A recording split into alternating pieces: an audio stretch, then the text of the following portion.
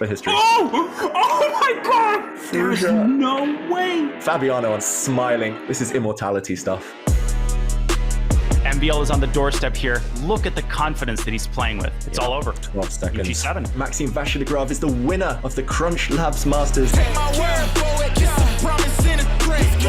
Black simply takes and goes rook d1 and picks up white's bishop, and he'll let his clock run out. Alexander Grischuk, he does it. Wow, 1 second and he's blundered Duda. He's just gone from winning to losing in one move. This is just madness. Magnus Magic. Done it again. When you need to win against Magnus Carlsen, not sure what to recommend. This is just knockout. Is he trying for a stalemate trap there? That was so sneaky. Really, y'all don't know this, y'all in danger, I'm a threat. Checkmate in one coming in. These are the last. Oh, and he's losing! And Magnus cannot believe it. He's so mad at himself. Wow, you never see this. Absolute hats off.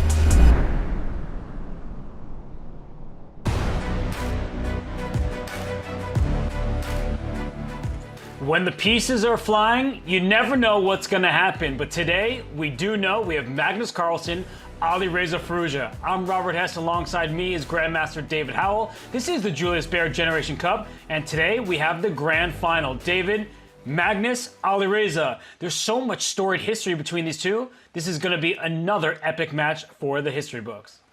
That's right, a great rivalry that's really stepped up a level in 2024, Robert. It's going to be an honor to cover the final day of the regular season of the Champions Chess Tour with you here, and we're expecting fireworks. Firouzja is in a must-win situation, but he has done it before against Magnus. He's got a great track record this year, and I think, the fans are just excited as we are. Game's surely gonna live up to expectations. Well, it's amazing to see Alireza elevate his game in this way, but let's take care of some logistical things first. This is a series, 4 events rather, and these players have already qualified, even heading in to the 4th and final leg. Magnus Carlsen, Alireza Firouzja, Maxime Vachier-Lagrave, they all won separate tournaments. Jan Nepomniachtchi did well enough across the first 3 to qualify heading into the Julius Baer Generation Cup. And as we turn the page, David, these 4 players that we see here, Levon Aronian, he was in the top division, but Wesley, Vincent, Dennis, they actually were not in Division 1 here in the Julius Baer Generation Cup, but they've done well throughout the season. That's right. We have Division 2, we have Division 3. We'll actually talk a lot about that today. But those players there, they've all earned their spots in different manners. And yeah, I can't wait for those tour finals in Oslo in December. It's sure to be fantastic. That being said, Robert, we do have the 2 standout players of the whole season, Magnus Carlsen and Alireza Firouzja, taking center stage today. Oh, yes, we do. And as you were noting, you do get those other divisions and mouth-watering matchups there. We will, of course, talk about Vincent Keymer against Fabiano Caruana in the 3rd division. And we have Wesley So versus Denis Lazovic, 2 other finalists in Division 2. But let's focus our attention where it belongs. Because when Magnus Carlsen plays against Alireza Firouzja, the world watches. And we already saw them square off, David, in the winner's final. Magnus, he won 2.5, 1.5. And that was every bit as close as the score would indicate. And that match, it was absolutely wild. It was crazy, Robert. Magnus might have emerged victorious a few days ago, but the games, they were topsy-turvy. We even saw Magnus hang his queen at some point, which wasn't seen by Firouzja. And I'm hoping for more of the same today. These two, they faced off so many times this year. The Speed Chess Championship as well was one-sided in Magnus's favor. So maybe revenge on the mind for Firouzja. Either way, I'm excited. I hope you are too, Robert. Oh, I definitely am, because for Alireza Firouzja, revenge is on his mind as well, because in the Speed Chess Championship, that was a one-sided demolition, but we're not talking about blitz and bullet. Today, we talk about rapid, and David, as you were mentioning, throughout 2024, Alireza Firouzja, he's punching just as well as Magnus Carlsen throughout the Champions Chess Tour. Yeah, it is rare to see anyone fight toe-to-toe with Magnus Carlsen. We're used to Magnus being dominant over the years, but these are the results in the Champions Chess Tour this year. We see that overall rapid head-to-head, Magnus is ahead there. Magnus has the lead, 25 wins to 14, but lower down we see 5 matches throughout the 2024 Champions Chess Tour season. Firouzja leading, 3 wins to Magnus's 2. And he's done it on the biggest of stages. He's done it in a final before in the Chess.com Classic. was 2 matches in a row. He won the grand final reset for Firouzja, so he'll be aiming to take inspiration from that day. And that's what I'm noticing there in the GF, the grand final. Firouzja, he won the CrunchLabs Masters. He also won the Chess.com Classic. Sure, in the CrunchLabs Masters, it was Magnus who won that reset. But Alireza, he rises to the occasion. He is willing to take on all challengers. So it has been fantastic to see him go toe-to-toe with Magnus Carlsen. But as we are talking about the Julius Baer Generation Cup as the Champions Chess Tour as a whole, it's not just about the top division. We have so many strong Grandmasters throughout all 3 divisions, and as we dive into Division 2, it is 2 familiar names, household names at this point. Wesley So, a longtime elite player, but Denis Lazovic, the teenager, we are familiar with him, David, and yet I'm still pretty surprised and inspired by his success. Yeah, it is really inspiring. Denis Lazovic hasn't had too many opportunities to play classical over-the-board chess against the best players in the world, but in Rapid, especially online, he's always there, Mr. Consistent, and it's a real clash of the generations here at the Julius Baer Generation Cup as we see Wesley So take on the teenager. Same, of course, in Division 1 with Magnus holding up the end there for the older generation against the youngsters who are coming and who have been so impressive this year. And we see Denis Lazovic, he has that L in parentheses. That means he lost a match earlier in the competition against Jose Martinez. He will need to win both the grand final and then get to a reset and win that too. But Wesley So, he kind of is like the OG Denis Lazovic in a way. They have a very similar style. It's this positional squeeze on full display when these two go at it. That's right. We're sure to see some long endgame grinds here. We're sure to see some really cagey positional play where both players are trying to stamp their authority on these really long, cagey games. So, yeah, I'm not sure what to expect. Wesley will start as the favorite with that extra life, but Denis has been there. He has picked up so much experience this year, and he'll be aiming to cause an upset as he prepares for the Oslo finals. And Denis the Menace, as I like to call him, he has been a menace throughout the Champions Chess Tour, but so is Fabiano Caruana, at least in Division 3. We will not see him in Oslo, Norway, but we will see his opponent, Vincent Keymer, and these two have seen each other before. Look there in the winners' semifinals. Caruana, 2.5, Keymer half, and David, it was maybe the novelty of the year? I don't want to get that extreme, but that G4 push with a knight en prise, that was some really sick stuff from Caruana. That's right. Just a few days ago, Caruana unleashed maybe the most devilish piece of home cooking opening prep that we've seen all year. I highly recommend everyone at home to go check that game out if you get an opportunity. Caruana, he's a man in form. He's one of the world's best players for many, many years now. But Vincent Keymer will have revenge on his mind as, we will be checking in on the results in that Division 2. And Fabi is not just somebody that we cover all the time. He often is watching these shows, and lately he's been so dominant in Division 3 that he's messaging me. I'm like, don't you have a match to play? And he's like, got the job done. Now it's a rest day from here on out. So Fabi, he lost his first game overall to Heike Martirosyan. Since then, 13.5 out of 15. If he had showed this form earlier, and let's say in the Swiss, we might be talking about Fabi going to Norway, but not this year. It's Vincent Keymer, his opponent, who will be in Norway, in Oslo. And fans, will you be there? Will you join the likes of Vincent Keymer in Oslo? Go look for tickets and get some, because this teenager, he is somebody that you will see for years to come. Yeah, he's the new German prince, the leader of the German national team. He's their big hope to eventually, maybe someday, become a world champion. It's just part of a golden generation. Vincent Keymer, so impressive as well. He's beaten Magnus Carlsen in classical. And so far on the tour this year, he has been in great shape. So nice to see him get a chance at another final. And another match will be following throughout today, Robert. And you mentioned his win over Magnus Carlsen. Here is that man on screen. Looks like he just is fresh out the shower. He is ready to play against Alireza Firouzja, and his play better be fresh, because Firouzja, he takes you into that murky waters where, if you can stay afloat long enough, you may survive. But for Magnus, he has seen some disappointment against Firouzja. I think we have to call it how it is. Firouzja's won 3 matches in rapid chess to just 2 for Magnus. Magnus is not facing defeat that often. Yeah, it's just Firouzja's unique style, just dragging his opponents into those murky waters, dragging everyone's accuracies down, including his own, but just making it complicated, messy. It's really inspiring, I think, for everyone at home. The fact that Firouzja, he plays on his own terms. He complicates things, and not even the very best, not even Magnus Carlsen can relax when he knows that fireballs are going to be thrown at him left, right, and center. And it is Firouzja starting with white, Robert, which I feel might be important. He needs to start off on the front foot.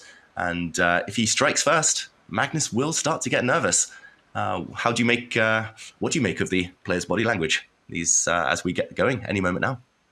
They both almost look a little tired, just like, can we get this underway? But I think, David, the key for Alireza Firouzja is not to get in the time trouble that we've seen from him. He is able to outplay the best. He is the bullet chess champion for a reason, but I think giving time odds the way he did even yesterday against Levon Aronian, when Levon had that preparation that we've seen before, he can't afford that. And whoa, something's happening. Magnus seems a little bit bothered, even though just a single move isn't played. Yeah, something is up with Magnus. Maybe it's tech issues. Maybe the game hasn't started for him. An arrow appeared. That was me drawing an arrow on the board a bit earlier. I drew d4, and then suddenly e4 appeared. I hope that wasn't what threw Magnus off. But e4, I mean, that's Firouzja's favorite first move. I don't think Magnus is confused about the chess right now, Robert. It must be a tech issue. It looks like he's typing to our arbiters. Something's going on. As pointed out in the featured chat, Firouzja has had a shave, looking very sharp. He wants to get going. And Magnus, play your move.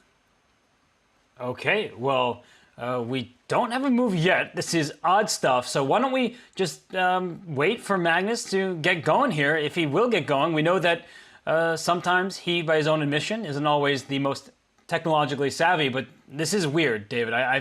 I hope that he can lock in and get everything going soon. So maybe we should take a look at our other divisions just for the moment, see how the opening... Oh, as I say that, here comes C5, of course. That's right. And we will catch up with that Sicilian defense.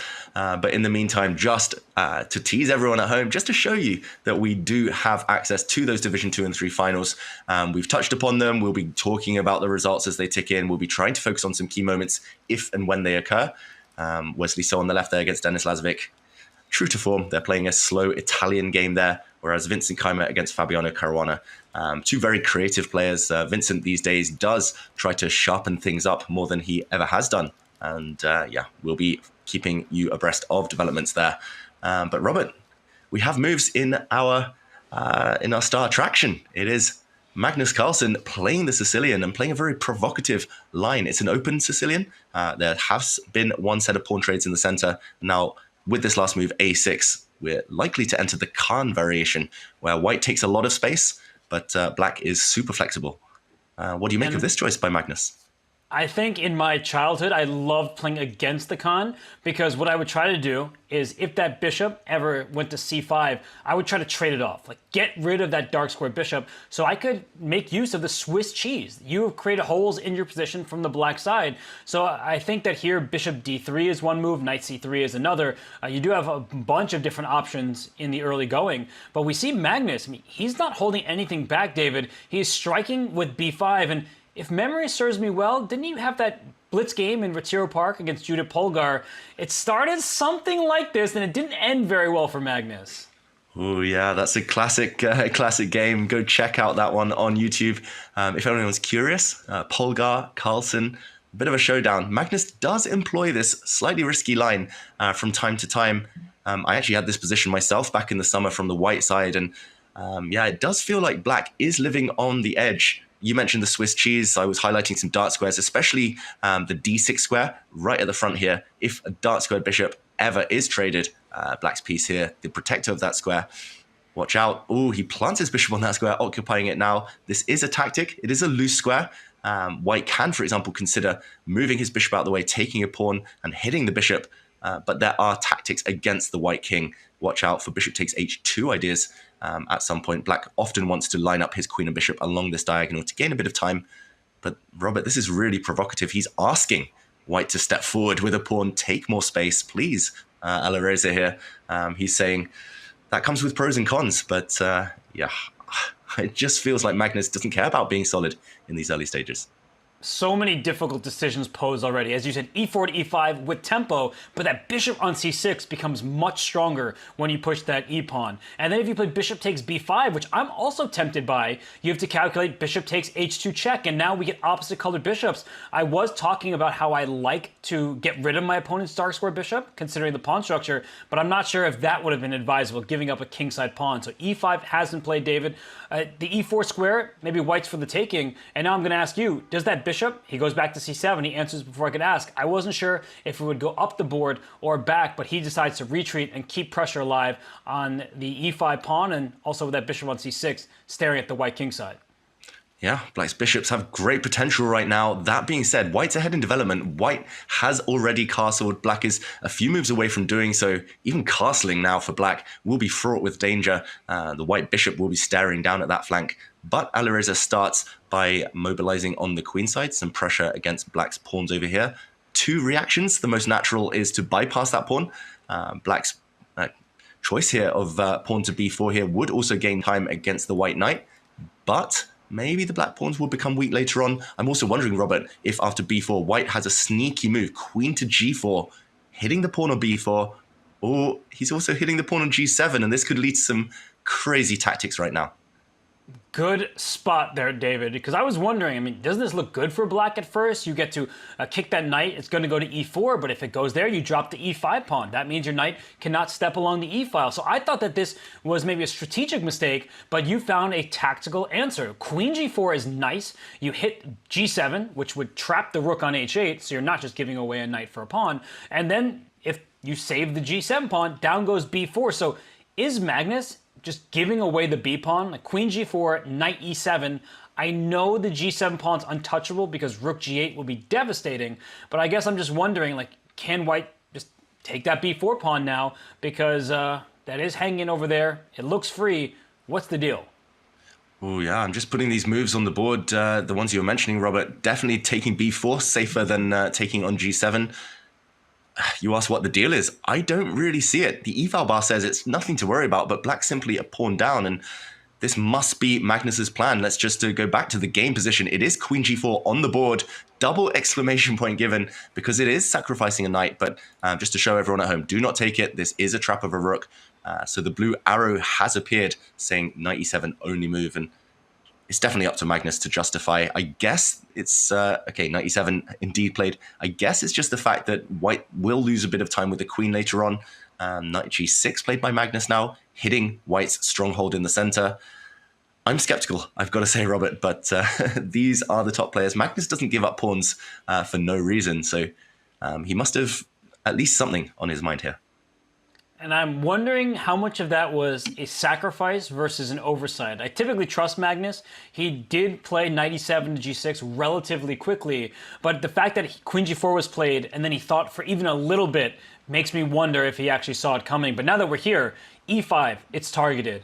If you ever push pawn to f4 to defend that loose pawn, you are weakening diagonals in front of your own king, and you're also shortchanging your queen from some squares. So that white queen can be kicked about quite a bit. So I do see how black can gain a few tempi, but still, a pawn is a pawn, is it not, David? A pawn is a pawn, and I think both of us by nature, Robert, we like to keep our pawns intact unless we can calculate our way to finding compensation, to maybe regaining that pawn. Magnus, especially the last few years, ever since the dawn of Alpha Zero, he's been more willing to kind of give pawns away instinctively, just for squares, for activity of pieces. And yeah, the more I look at it, the more I think it might be tricky for white right now. You mentioned that f4 move. I just want to jump in and show why white cannot play the most natural move, or maybe should not play the most natural move. Pawn to f4 right now, you mentioned it. I'm just looking at, okay, first kicking the queen away. If the queen steps back, a check. And I'm already sensing some danger. King in the corner, the black queen jumps out. Look at the firepower that black has right now, hitting everything. Do not try this at home, ladies and gentlemen. Magnus not sacrificing a pawn for nothing. Firouzja still deep in thought. Okay, so we are watching for Alireza's next move. It's not going to be an easy choice. Bishop takes knight, which is attacking that pawn e5. That would be a strategic mistake because black just takes back towards the center, and that rook on h8 develops from its starting square, allowing black to go for an attack. But this is not an easy moment. I'm trying to find alternatives here. I do not want to drop this pawn on e5. So David, Alireza brings his queen back to g4, and I have to say, I like that a lot because the king side feels safer and he's protecting g7 tactically. This is some great full board awareness from Firouzja. Brilliant from Firouzja. And it is based on tactics, as you mentioned, Robert. You cannot really take the e5 pawn now with the black knight. g7 would fall. And if the bishop were to take, maybe multiple downsides there, but white could consider rook takes and then capturing on g7. I think black's house would collapse suddenly. It did cost Firouzja a lot of time, though, Robert. Before the game, you advised him not to drop too far behind on the clock, and he's 2 minutes down. It's still very, very early days, but he's got an extra pawn, so whose position would you prefer here? I prefer the extra pawn. I know you and I both like our healthy material count, but I think that the time disadvantage, it's not so consequential, at least for the moment. And it's that extra pawn that is doing all the talking. Black is having difficulty even making this next turn. Do you just castle kingside? But David, now white is saying I snagged b4 and I live to tell the tale. So I think Magnus is looking for something a little bit more forcing, but where is that going to come from? You don't really have the kingside attack that you'd hope for. Your g7 pawn is always loose in a number of variations. Bishop c1 to g5 with tempo for white. h4, h5 if you get a little bit careless on that side of the board. And let's say you castle, you might walk into an attack. So I'm not really sure how Magnus proceeds from here, but it's clear to me that he's also not certain what to do. Yeah, that's right. Robert, if we were capable physically of putting a black pawn on b6, for example, we would say, okay, it's just a normal position. White has great attacking chances, but white has that extra pawn.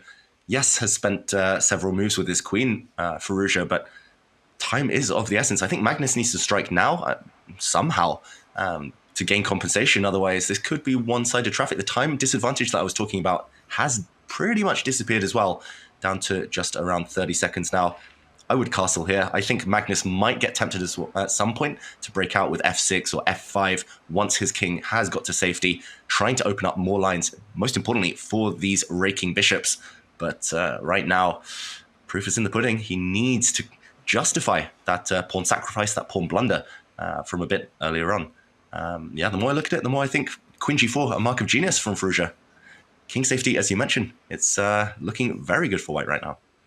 So Firouzja doing an excellent job at the moment. Magnus desperately trying to find the accurate path forward. I like what you said, castle and an f-pawn push for black that helps open up more avenues of attack. Maybe Magnus is also thinking about the direct path, queen b8, going right after e5, because he may want to induce f2 to f4. I'm not 100% sold on how much that helps black now that the queen is on g4 defending the king side, but he does go for that, and I think that Alireza, now is the time to get in the flow. Like, if he can play f4 quickly and then put Magnus back on the clock, I think that he is going to be in good shape, but I can get why he would be hesitant to make that move. It does open up some diagonals in front of his king. That's right. I was warning against f4 just a few moments ago, but now it is slightly more of a different story here. The white queen is perfectly on the right flank here. She's protecting her king, also potentially attacking. So, okay, we do see the moves we were expecting. f4 defending a pawn, black castles. I think Magnus at some point will have to try to gamble, break the white stronghold in the center, f6 or d6. And still plenty of play ahead. The black queen, you might be asking at home, why is she kind of parked on this square? She is exerting some pressure on the white queen side. So every pawn you drop, it means you get open lines. Some solace there, but knight e4 heading in that direction, Robert. One or two more moves and it might be Firouzja. His attack that is deadly after all. This one is hanging in the balance. The eval bar says level, but it's anything but calm right now. And I love moves like knight to e4. In any Sicilian, you want to bring that firepower towards the king side, especially with the bishop on d3. There will be some attacking chances if that knight can get to g5. And your idea, David, which was such a good one, f6 or f5, it looks a lot less appealing now because white takes a... Oh, Okay, it looks less appealing to me, but it's a great move from Magnus. I would be way too scared to play like this, David, and yet it was the best decision from Black. Yeah, I think it was born out of necessity, that choice. I liked the idea when the white knight wasn't lurking in the center near the black king, and suddenly the black knight is the only thing preventing a decisive attack. But I think more urgently, Magnus realized he needed to open up his bishops. He needed to break white's bind in the center, and yeah, risky decision, but ultimately justified. And Firouzja at least has to deal with some threats of his own now. This pawn is hanging. A second f5 move is threatened with a proper fork. And wow, Robert, I was going to say we should check out Division 2, Division 3, but suddenly just this last move alone, and things have exploded. And we do have a draw between Denis Lazovic and Wesley So. These two players, I mean, some of the most solid on the planet. Not surprised that there's little separating them. We will keep everyone updated as more results come in. But, I mean, you mentioned f5 for black. I was thinking f5 for white at the moment. I'm not sure how viable it is because it drops h2 with check. And, okay, I keep saying how I wouldn't do something. Then I say how I will, and then it happens on the board. But h2 is hanging right now, and Magnus picks it up. Material is even, David, but this position is chaotic. It's chaotic purely because both kings are under fire right now. The white king, temporarily safe, you might say, in the corner, but won't be safe forever. There's not much shelter around it right now, and the black king under serious pressure as well. Knight takes f6 is the immediate threat. I guess black can defend against that in multiple ways. Dropping the bishop back looks relatively healthy, but white's going to add more kind of wood to the fire here. Bishop's going to land on h6. The cage will be closing around the black king. I think I would still take white here, Robert. He might have given the pawn back, but another good tip for everyone at home, sometimes materialism, you don't have to worry about it. It's more about getting to the enemy king. There's so many different ideas in this position. I'm already looking at tactics. If that knight on e4 were to move, that g2 pawn feels very tender. There will be sacrifices available on that square. So in a way, I'm wondering, is knight takes f6 actually a threat? Because we see a trade on f6, bishop g2, queen g3 ideas. I'm not entirely sure, so I'm being fully honest there. But it just seems like a position where either side could make a mistake. And queen e5, I'm wondering now, is knight takes f6 check an option because the rook stares down at the queen. The queen is needed to protect the bishop on h2. David, you get where I'm going with this. It is so hectic here that even a great seeming tactic, it may backfire because there could be counter shots. Yeah, counter shots, tactics all over the place. I just noticed at the bottom of our screens, Robert, there, for the viewers at home as well, 99% accuracy from Firouzja, despite how complicated it's been. Magnus's accuracy was at 99.6% until this last move. It did drop slightly below the 99 mark, but incredible. I mean, queen to e5, I would say another natural move, but so much to calculate. And Magnus played it so quickly. And Robert the Prophet, you've guessed it all. And Magnus finds a convoluted way to give up his queen, Robert. It's queen for rook and knight right now, but watch out, the white king, as you mentioned, not relaxing right now. This is crazy. Magnus, queen sacrifice. Yeah, if we can bring up an analysis board ever so quickly, I was not anticipating a queen sacrifice. I thought that after the knight captured on f6 with check, that black would just take back with the queen, and you may be down a pawn in the ensuing queenless position, but I thought that black would have some counter chances. The rook is active, the bishop on c6 looks nice, but clearly the evaluation bar and Magnus Carlsen's brain say otherwise. So we see a material imbalance, and white has a queen at the moment for a rook and a knight, but white also has an extra pawn. So it's like 10 points worth of material for just about 8-9 points. So white does have extra material, David, but the white king is in some serious danger. Ooh, look at Magnus. He's motoring forward now. Momentum on black side. Big threat to capture on g2, at least to restore the material balance. And okay, Firouzja, he needs to get his pieces out. I don't think there's any way of stopping that threat, Robert. For a second, I was going to suggest bishop to e4, block that diagonal, but whoops, suddenly the guardian of the f1 square would be gone, and that would be a checkmate in one move. There's pitfalls all over the place. Firouzja down under 1 minute. Maybe he just needs to get developed. If he could get these two pieces into the action, he would be able to defend and convert his material advantage. How does he do it, though? How does he calm himself and readjust to this new situation? I was about to make a second checkmate allowance. Bishop takes g6, falls for the same rook f1. So, you just told me what could happen if you move the bishop, and I still tried it anyway. This is what you call not learning your lesson. So, okay, we can't move the light square bishop very easily. Bishop e3 does allow that capture on g2, and I guess we could evaluate the ensuing position. The bishop pair does look strong, but there may not be enough material remaining to have great winning chances. But he does it in a different way, David. He's giving up the queen, but he's also keeping an eye on the b2 pawn. This is a better path forward for Firouzja.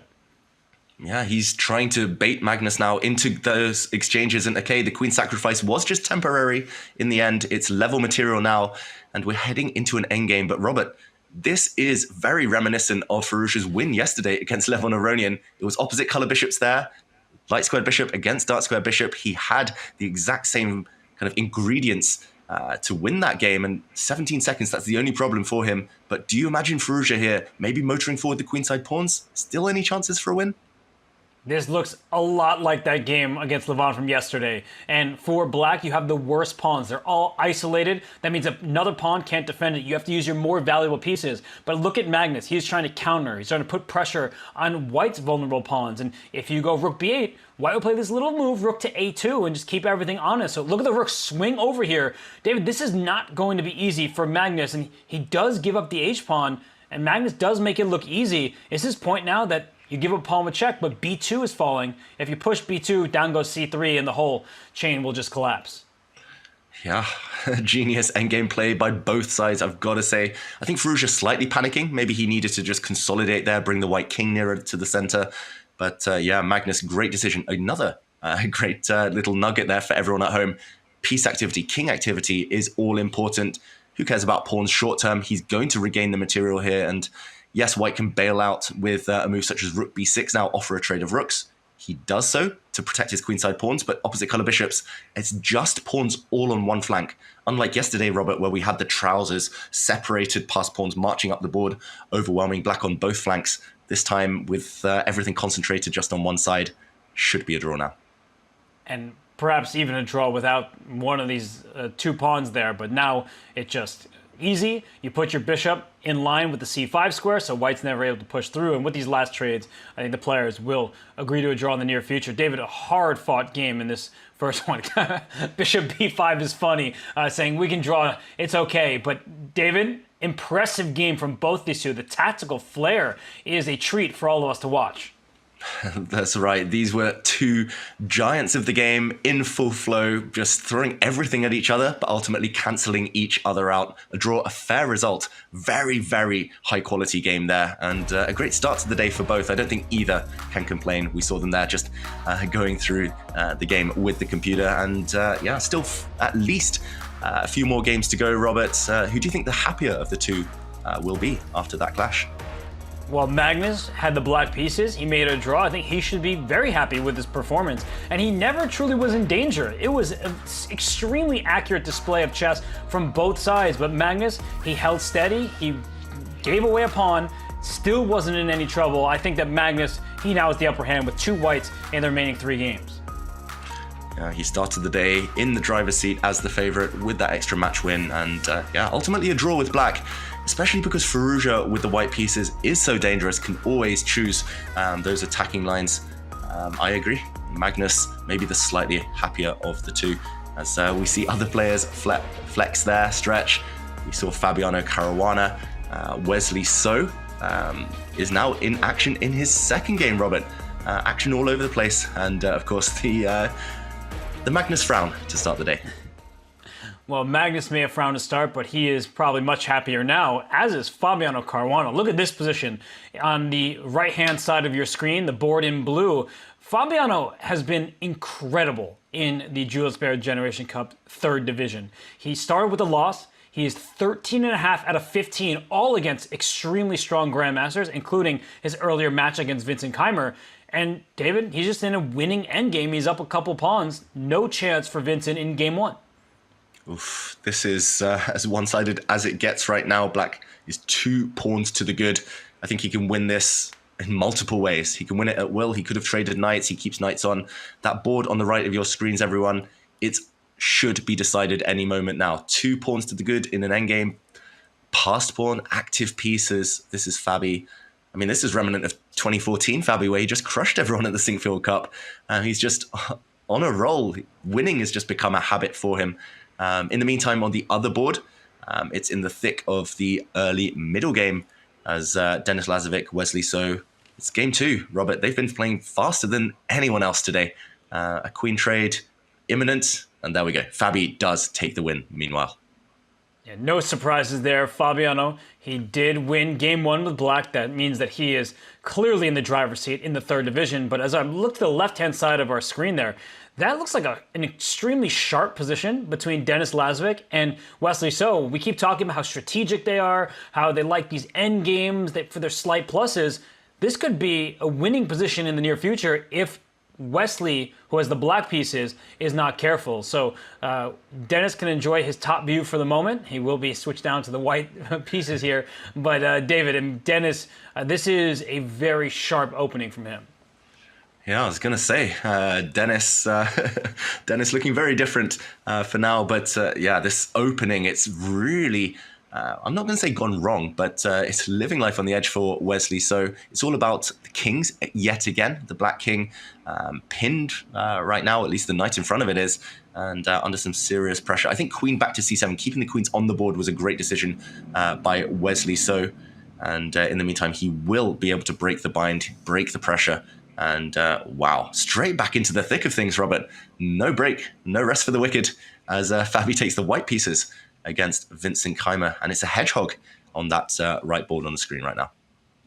There's just some weird queen trade that happened in the Denis Lazovic versus Wesley So game on the left-hand side. Like, White's queen was under attack. He didn't move it. Instead, he counterattacked the black queen. And now we have Denis Lazovic's true style on display. We are in a queenless position where he is slightly better, and he is going to try to go after Wesley's king, which is in the center, and White is one step away from castling long. So this match is going to be fun. It's not just going to be pure endgames, rook and pawn endgames. They do bring some heat when the position calls for it. So on the right-hand side, David, Fabi and Vincent, we're in like a Maroczy bind structure, early stages there, but Fabi, he's probably taking a bit of a safer approach now that he's up 1-0. That's right. We'll await to see whether anyone can stop the Fabi Express. In the meantime, our Division 1 game, Division 1 clash between Magnus Carlsen and Alireza Firouzja. We're about to rejoin the action there once we get our world number 1 back in his gaming chair there. Looks like he's packing, moving. Robert, something's going on for Magnus. He's actually playing in London in a couple of days' time, so maybe just getting ready for the Global Chess League there. But either way, he's going to come back. He's going to assume the white pieces. He's going to try to strike first, if possible. What opening approach do you expect from Magnus in Game 2 now? I never know what to expect from him. I mean, that last game that we saw was an offbeat opening that he has trotted out from time to time, but I wasn't anticipating that. So I think, David, he will play. Come on, Magnus, make a move so I can answer the question. Where is that first move? David, what do you think? You know Magnus super well. Beat him to it, Robert. I'll say c4. English opening, just, I don't know, he freestyles. It's literally a 1 in 5, 1 in 6 chance he could play. Oh, Magnus, what are you doing to me? You could have made me look so good there, dude. No, instead it's a Grunfeld defense. I thought he was going to be a b3 cowboy. He instead goes for d4. He's playing mainline stuff. Of course, he respects Alireza Firouzja, who, as we've stated, has a match lead against Magnus throughout this year. 3 match wins in the CCT for Alireza, 2 match wins for Magnus. So Magnus, he wants to even this thing up. And well, I think for now, in this opening, David, this is bishop b5 check. It's an inclusion that in the old books, they'd be like, what are you doing? Why are you giving a tempo to black? But this has become more of a topical variation to stop black from instantly playing c5 and chiseling at white center.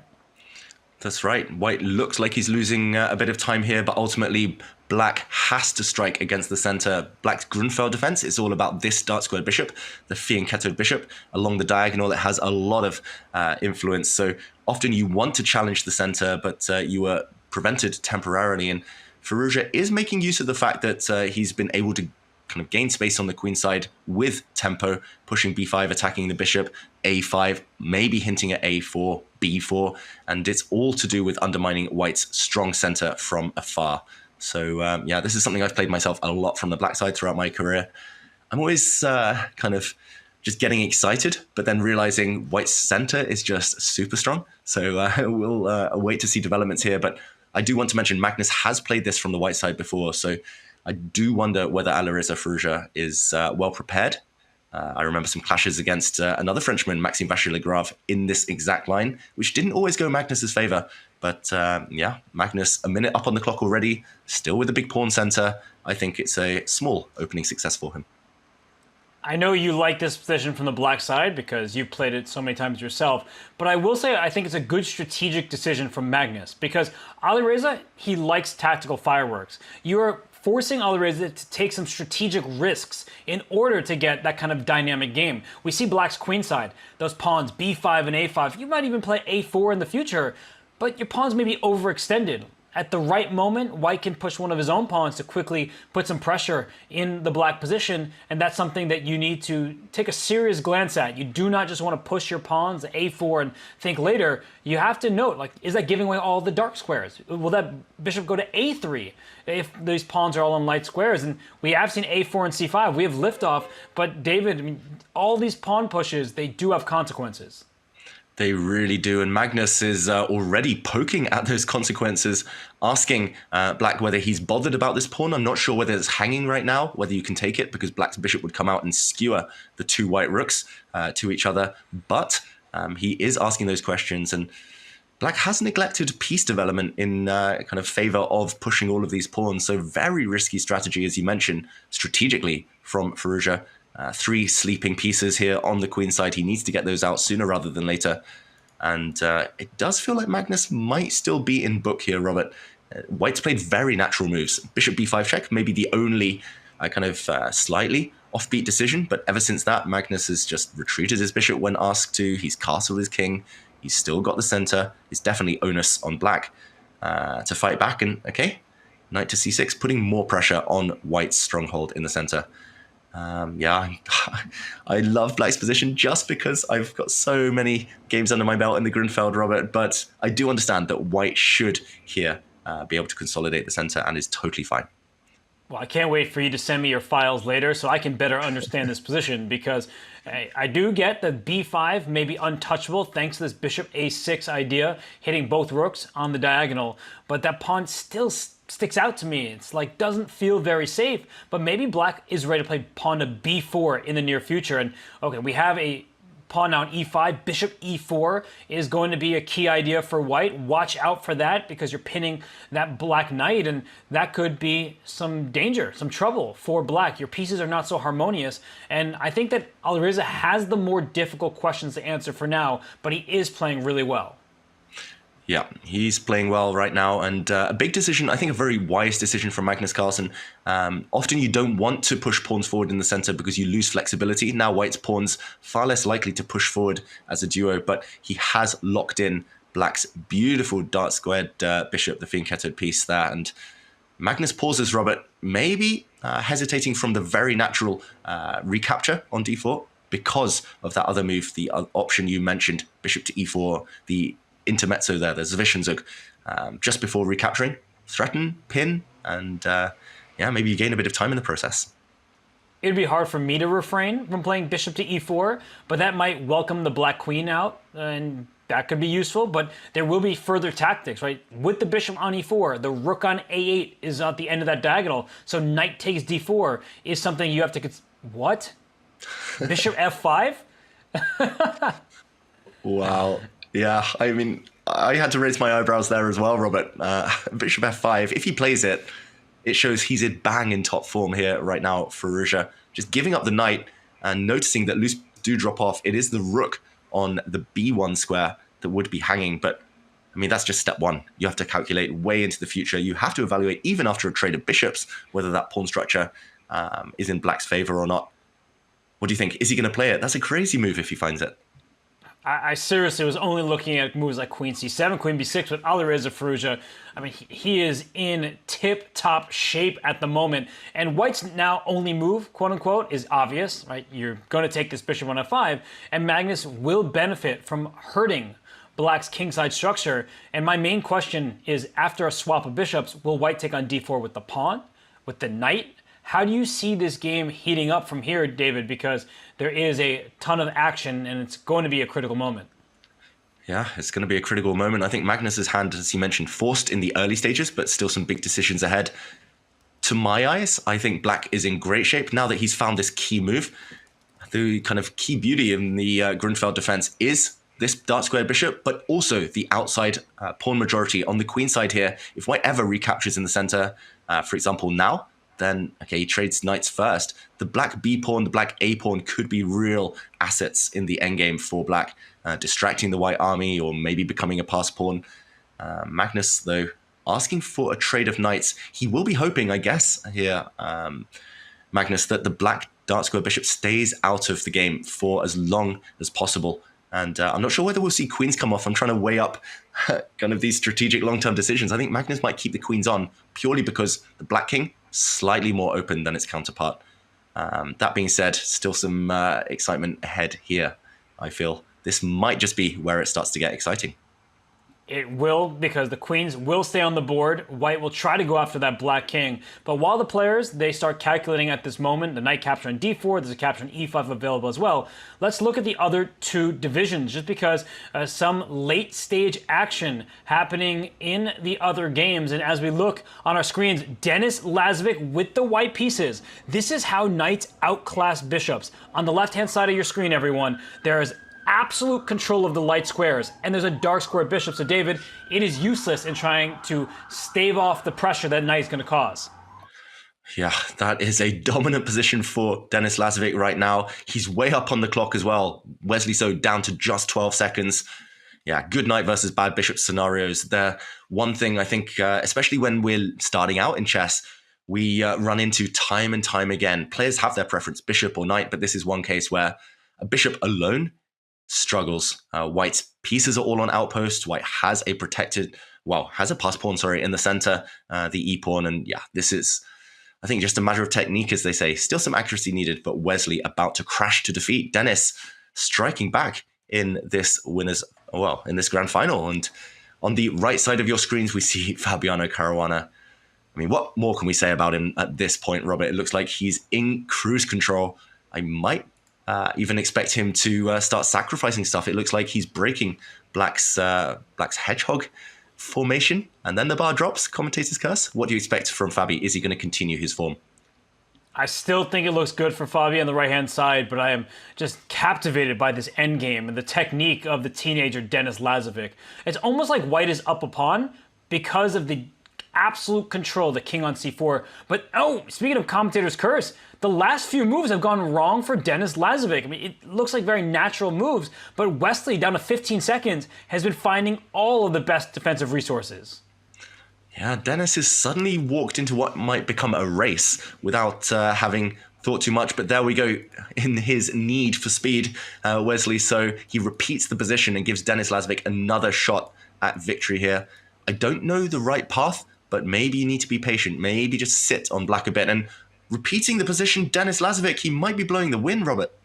4 seconds for Denis on the left-hand side of our screen. He's barely getting his moves off. And is that knight trapped now? It gets out. I said, can he possibly lose this game? That would be unheard of. Might still happen. It is a race. The black king sprinting towards the white king side pawns. And what we do know about bishops versus knights, bishops thrive when the center is open, when they can look at both sides, when they have influence on both flanks. And it feels like Denis should still be in control. He's trying to eliminate the black pawns, especially the G pawn on the king side, potential queen. But suddenly it's anyone's game, and the bar drops even more. We've definitely put the commentator's curse on him.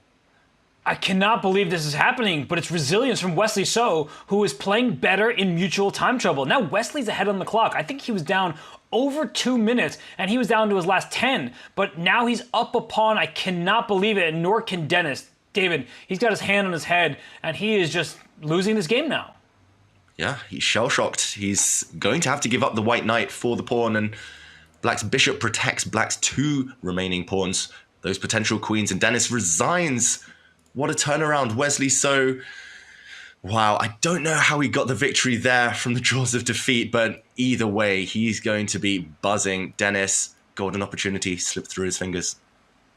Okay, so we still see Fabi with a slight advantage, I would say, on the right-hand board, but Wesley So leads 1.5 to half in Division 2, and Wesley has the inside track to the lion's share of the prize there. So let's go back to our main matchup of the day, Magnus Carlsen against Alireza Firouzja. Honestly, not too much has changed. The queens have been exchanged, but we see sort of the outline of a position that we saw coming. And David, black is even in material, but those are double pawns. We are approaching the endgame stage.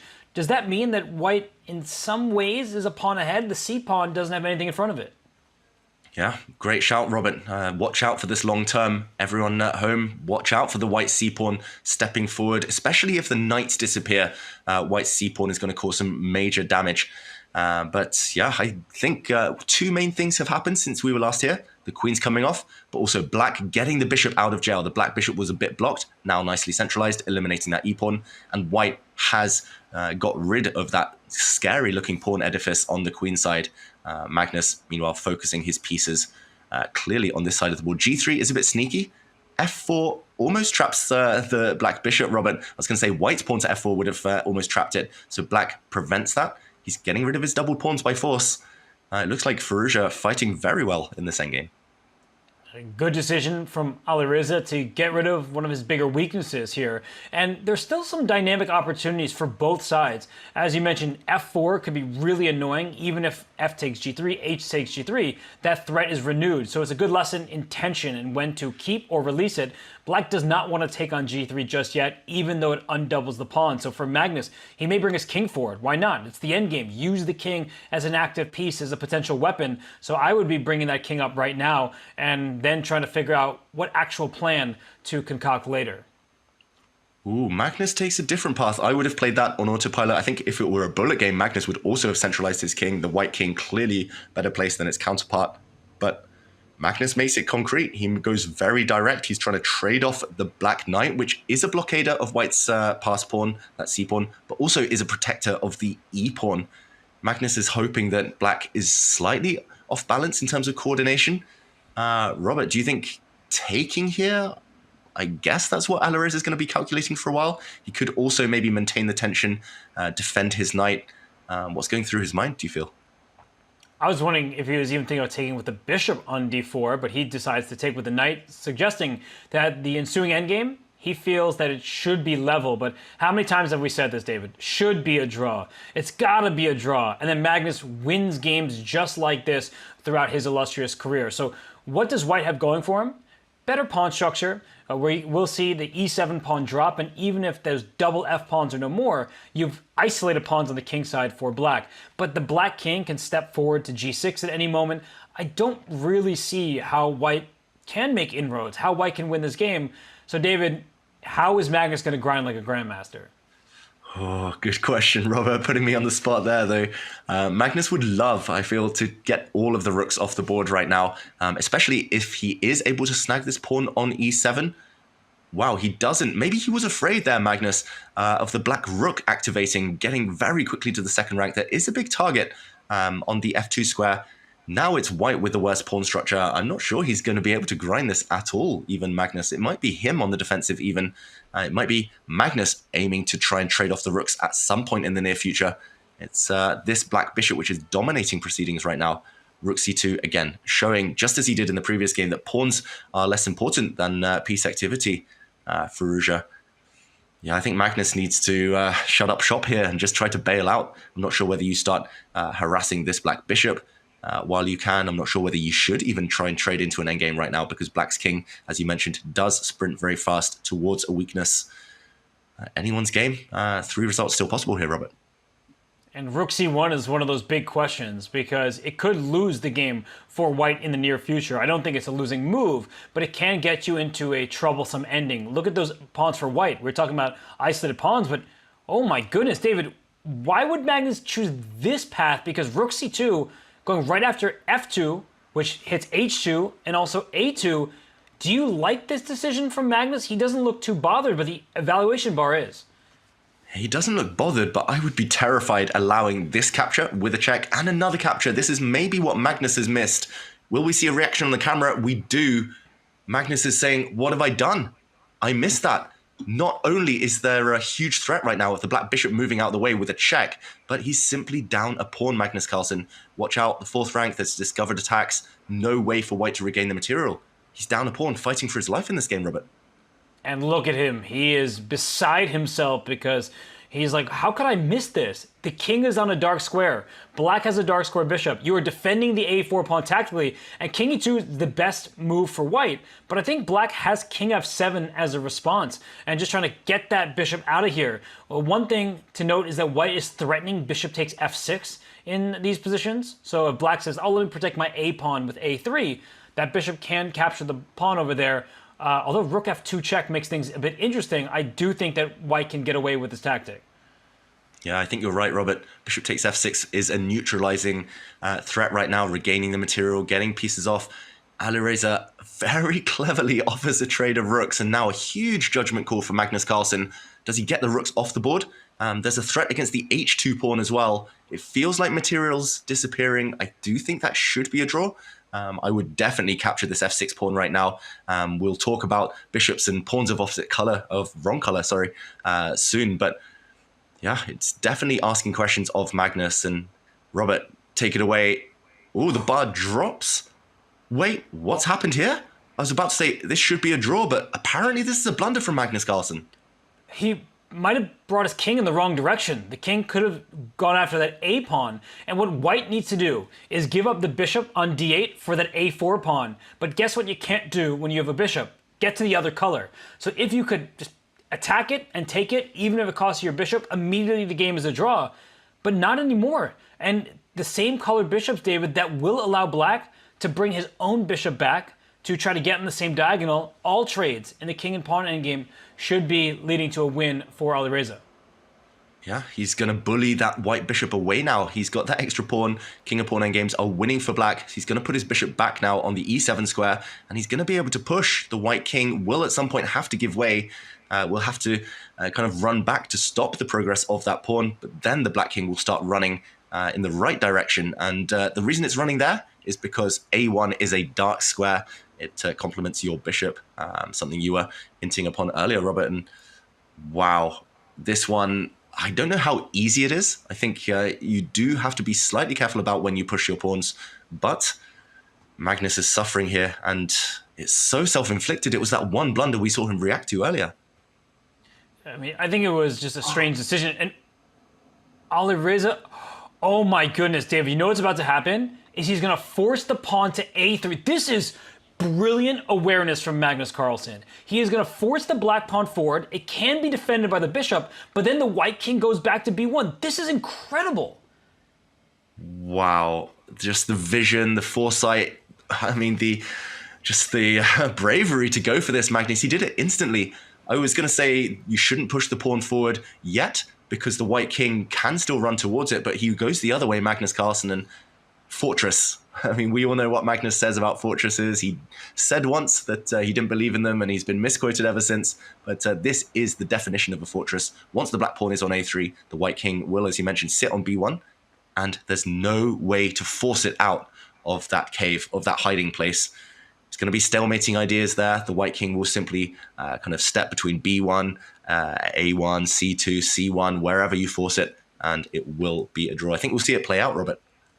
Incredible. And white is kind of threatening a3 himself to then bring his king and hit the black pawn because it's on a light square. Can't be defended by the bishop. So black may have to play a3, and then the white king just goes back into its own corner. So this is actually wild, and I just can't believe that Magnus spotted that quickly. Like, you can sense that there are some drawing techniques, but he had this in the back of his mind. Like, he knew the drawing zone.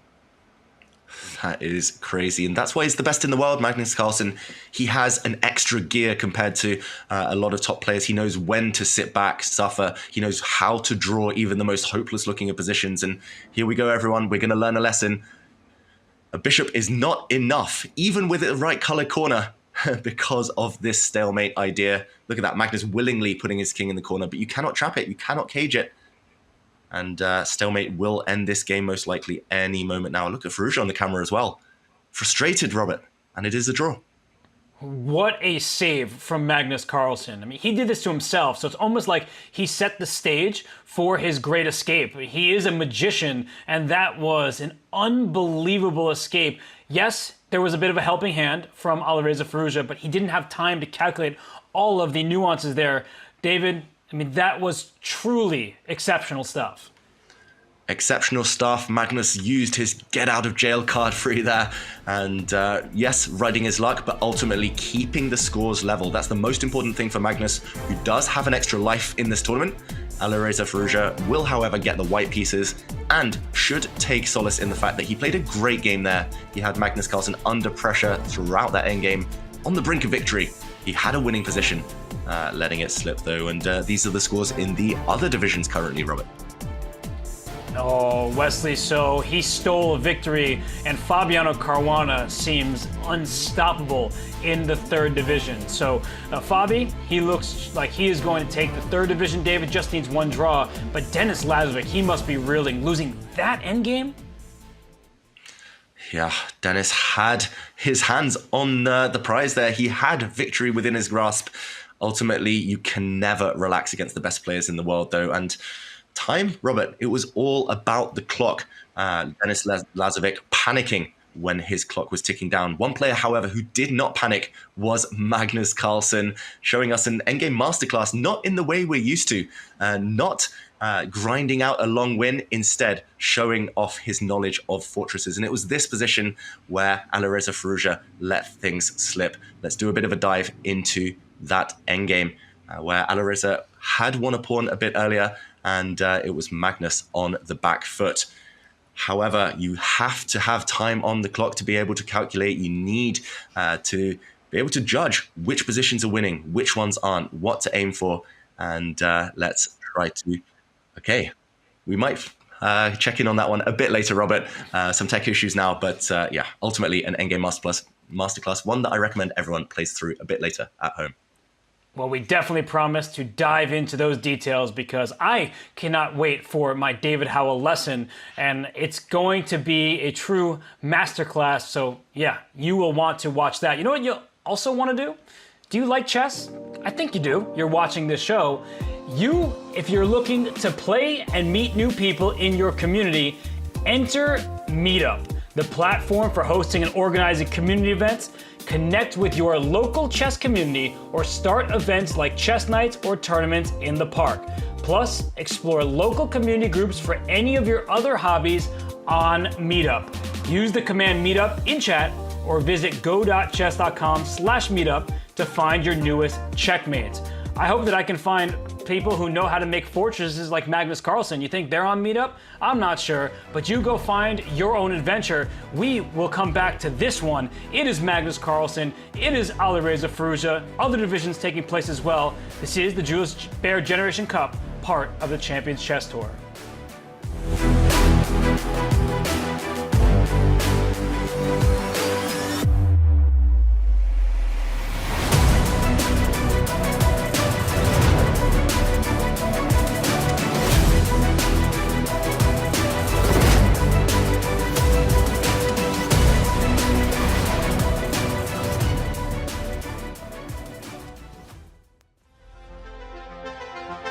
He's not gonna find it. He's got 1 second. 1 second.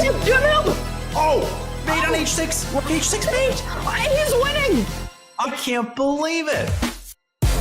Oh my goodness. Take. Oh, right. Oh! He drops his rook. Flagging. D3. No. Bach throws. Antipop wins this game in the craziest manner.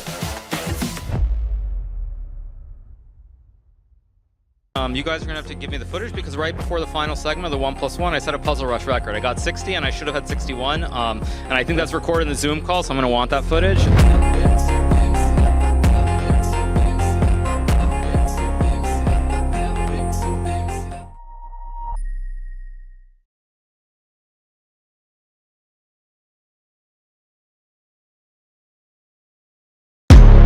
Vincent Keymer is one of the most promising young talents, hailed as a potential world champion ever since he, as a 13-year-old prodigy, stunned the chess world by winning Grenka Open ahead of 49 Grandmasters. Last year, Keymer came close to a historic upset, nearly knocking Magnus Carlsen out of the World Cup, defeating him in their first game. Later in the year, the young German won the silver medal in the World Rapid Championship, only surpassed by Carlsen. At just 19 years old, Keymer has swiftly risen through the ranks and established himself as a formidable contender in the elite chess circuit. In this year's Champions Chess Tour, the teenager has once again demonstrated great skills in speed chess, winning Division 2 of the CrunchLabs Masters and pushing Carlsen to his limits in the Division 1 final of the Chess.com Classic. Black King's coming. Vincent's not out of the woods yet. And he offers to trade the bishops. Wow, heartbreak for Vincent Keymer. He traded off the bishops, which was so desirable the whole game. Now the question remains whether the young star can continue the momentum and take his game to even greater heights. Can young Vincent Keymer rise to the next level?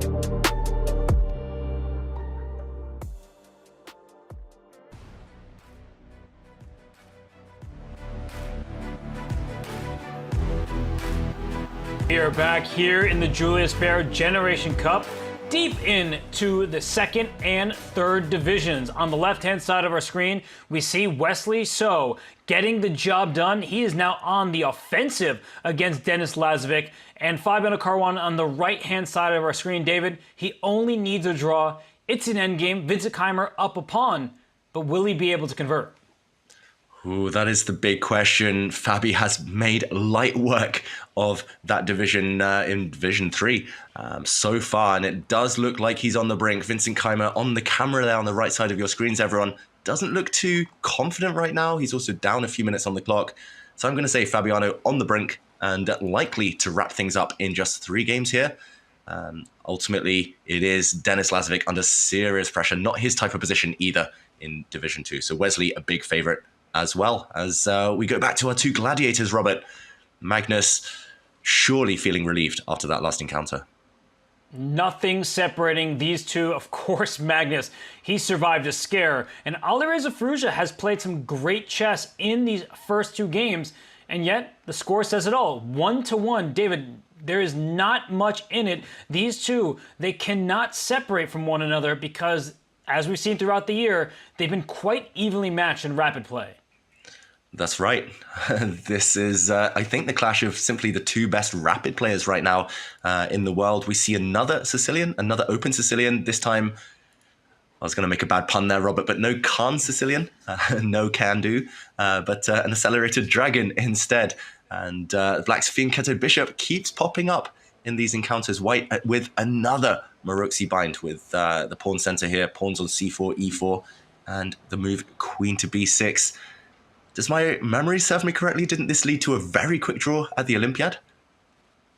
It did, between Ding Liren and Fabiano Caruana, and we've already seen from Magnus Carlsen against Jan Nepomniachtchi. He likes to trick his opponent in these Sicilians with these early queen moves. So that knight's under attack. In the Olympiad, I believe knight b3 was played, and the queen went back to its starting square on the yo-yo string. Back and forth the pieces went, and that was Ding Liren against Fabiano Caruana. So do you think Firouzja will play anything different? It seems like he doesn't know this variation.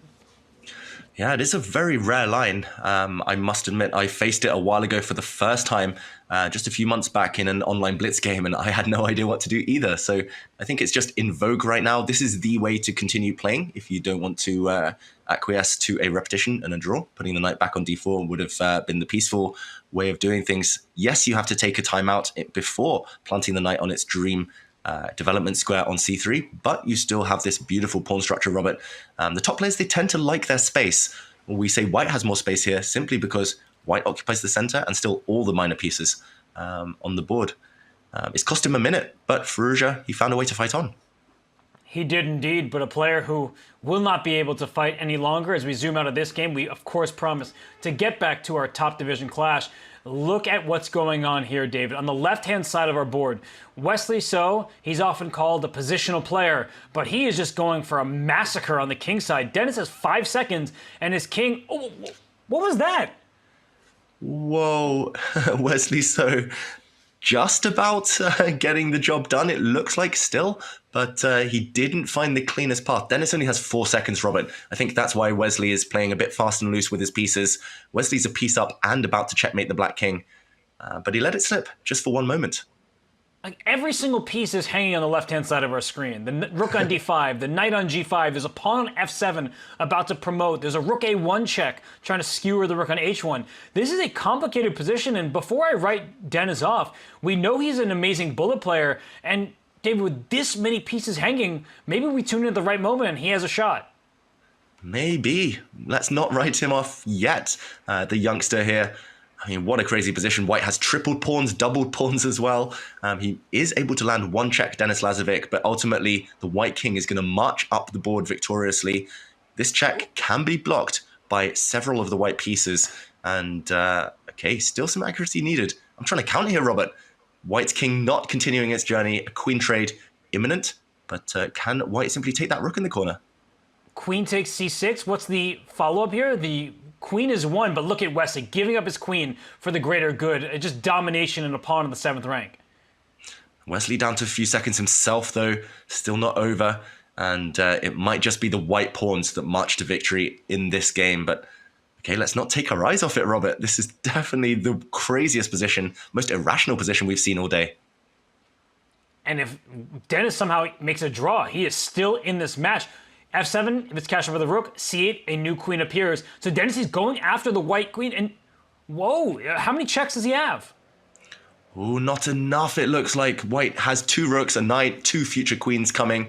Oh, he threatens checkmate in one. Wesley. Oh my gosh, Wesley just walked into mate in 1 on the left-hand side of your screen. Oh my God, it was a mouse slip in the end. Wesley was 1 move away from victory, but Dennis, look at that, trying to calm himself down now. What a boss move, checkmating Wesley So. The chess gods smiling on Dennis. Robert, what can we say? That was crazy. That feels almost like some payback because Dennis was winning the endgame, knight versus bishop, but to win like that against Wesley, who's usually so calm, cool, and collected, maybe he will rattle him from here on out, and we may even get a grand final reset. I cannot believe that we just saw checkmate in 1. Wow, good call jumping to that game just at the critical moments. We thought we were going to say goodbye to Denis Lazovic. We thought we were going to say congratulations to Wesley So, but they have to go again. And I mean, the psychology at play there, it's going to be crazy. In the meantime, we haven't missed too much on this board. Our Division 1 Grand Final. It is a Muruxi bind as we predicted, and looking very level right now, Robert. Yeah, this one looks like it is balanced. The white king about to castle. It's high time it gets out of the center, but black may be striking. B5 is one idea you have to keep an eye on if you're Alireza. D5 not available. It is the Maroczy bind, so both pawns from white staring in that direction. But if you can get some key pawn breaks, then black will gain some much needed space, and we won't be talking about a bind anymore. We're talking about how black can play for even an advantage. That's right. Magnus definitely hoping to fight for space. He doesn't like to kind of just slowly maneuver around without a plan. Magnus always has something on his mind. He always knows the next step. And these types of positions can be tricky. If you're unable to break out here with black, you're just struggling for squares simply for your pieces. So yeah, Magnus definitely with his last move hinting at striking out. Firouzja with a bunch of calculation to do. He's got to look out for this pawn break, changing the nature of the position on every single turn. So this definitely the calm before the storm. I don't think either player too relaxed right now.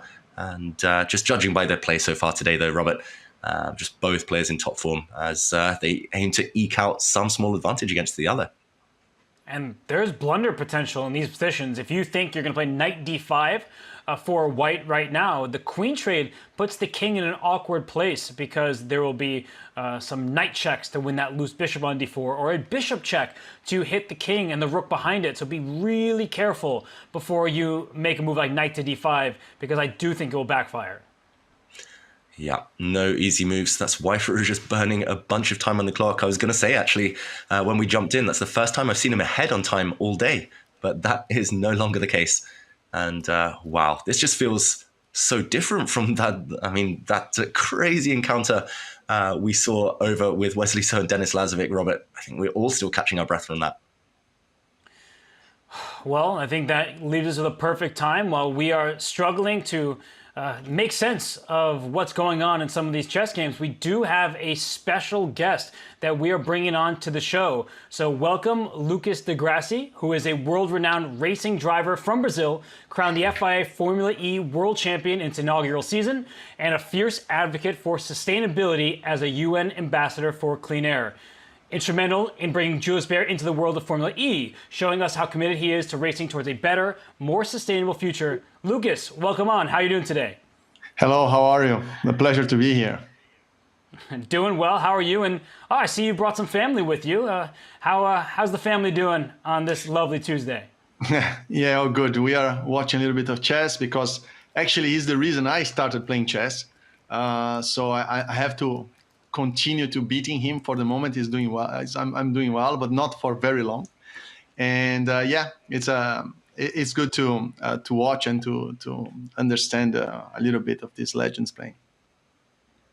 And Lucas, we've actually met before a couple of years ago on the Champions Chess Tour, thanks to the partnership with Julius Baer. And maybe you can tell us a bit about, you mentioned your journey. I believe your son, Leo, how did he get into chess initially? Yeah, David, I still own my revenge against you. You managed to beat me on that game. Yeah, I think in this fast-moving world, and in racing, as an example, the most important thing is the concentration. And chess is like for a kid. Leo started playing when he was 4, now he's 6. And for a kid to stay 20 minutes looking at a board with millions of combinations possible and understand and stay there and stay focused actually helps so much when they are at school, when they have to solve a problem, that I incentivize him to play a lot. And I think this is what I want for him, the most that he can get it from chess. Not, of course, if he wants to follow this career and become a chess champion, of course I will support. But just the fact that he's developing this way and he now is playing a little bit of championships here and there, but he's learning these skills would be very important for his life. So I think chess is it's very, very important. And also for a racing driver, because the concentration is very important. Yeah, that definitely makes sense. And well, you're talking about your son. So Leo, I have a question for you, if you can hear me. What do you love most about playing chess with your dad? I don't know. He's a bit shy. He likes to play Scholar's Mate with his friends, of course. And what other kind of favorite activities do you have together, the two of you? Yeah, so Leo is starting now to drive a little bit go-karts.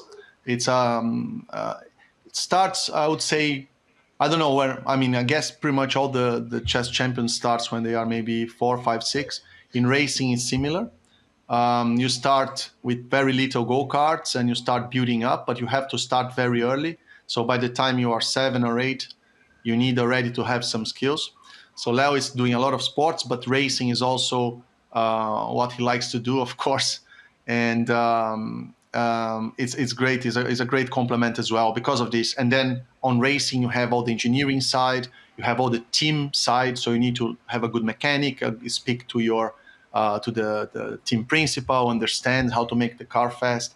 So there is a lot of other components which also, even if he does not become a racing driver, will help him in his life, I think. Well, Lucas, what kind of coach are you? Because I assume when you watch your son either race or play chess, you're going to have some insights there. So are you the strict coach? Are you hands-off? What's your approach to that for your son? On the chess side, I'm not the coach. Actually, I'm the one learning at the moment. So zero coach. He goes to the club here and he has the classes. He has a professional coach. On the racing side, I can give a little bit more specialized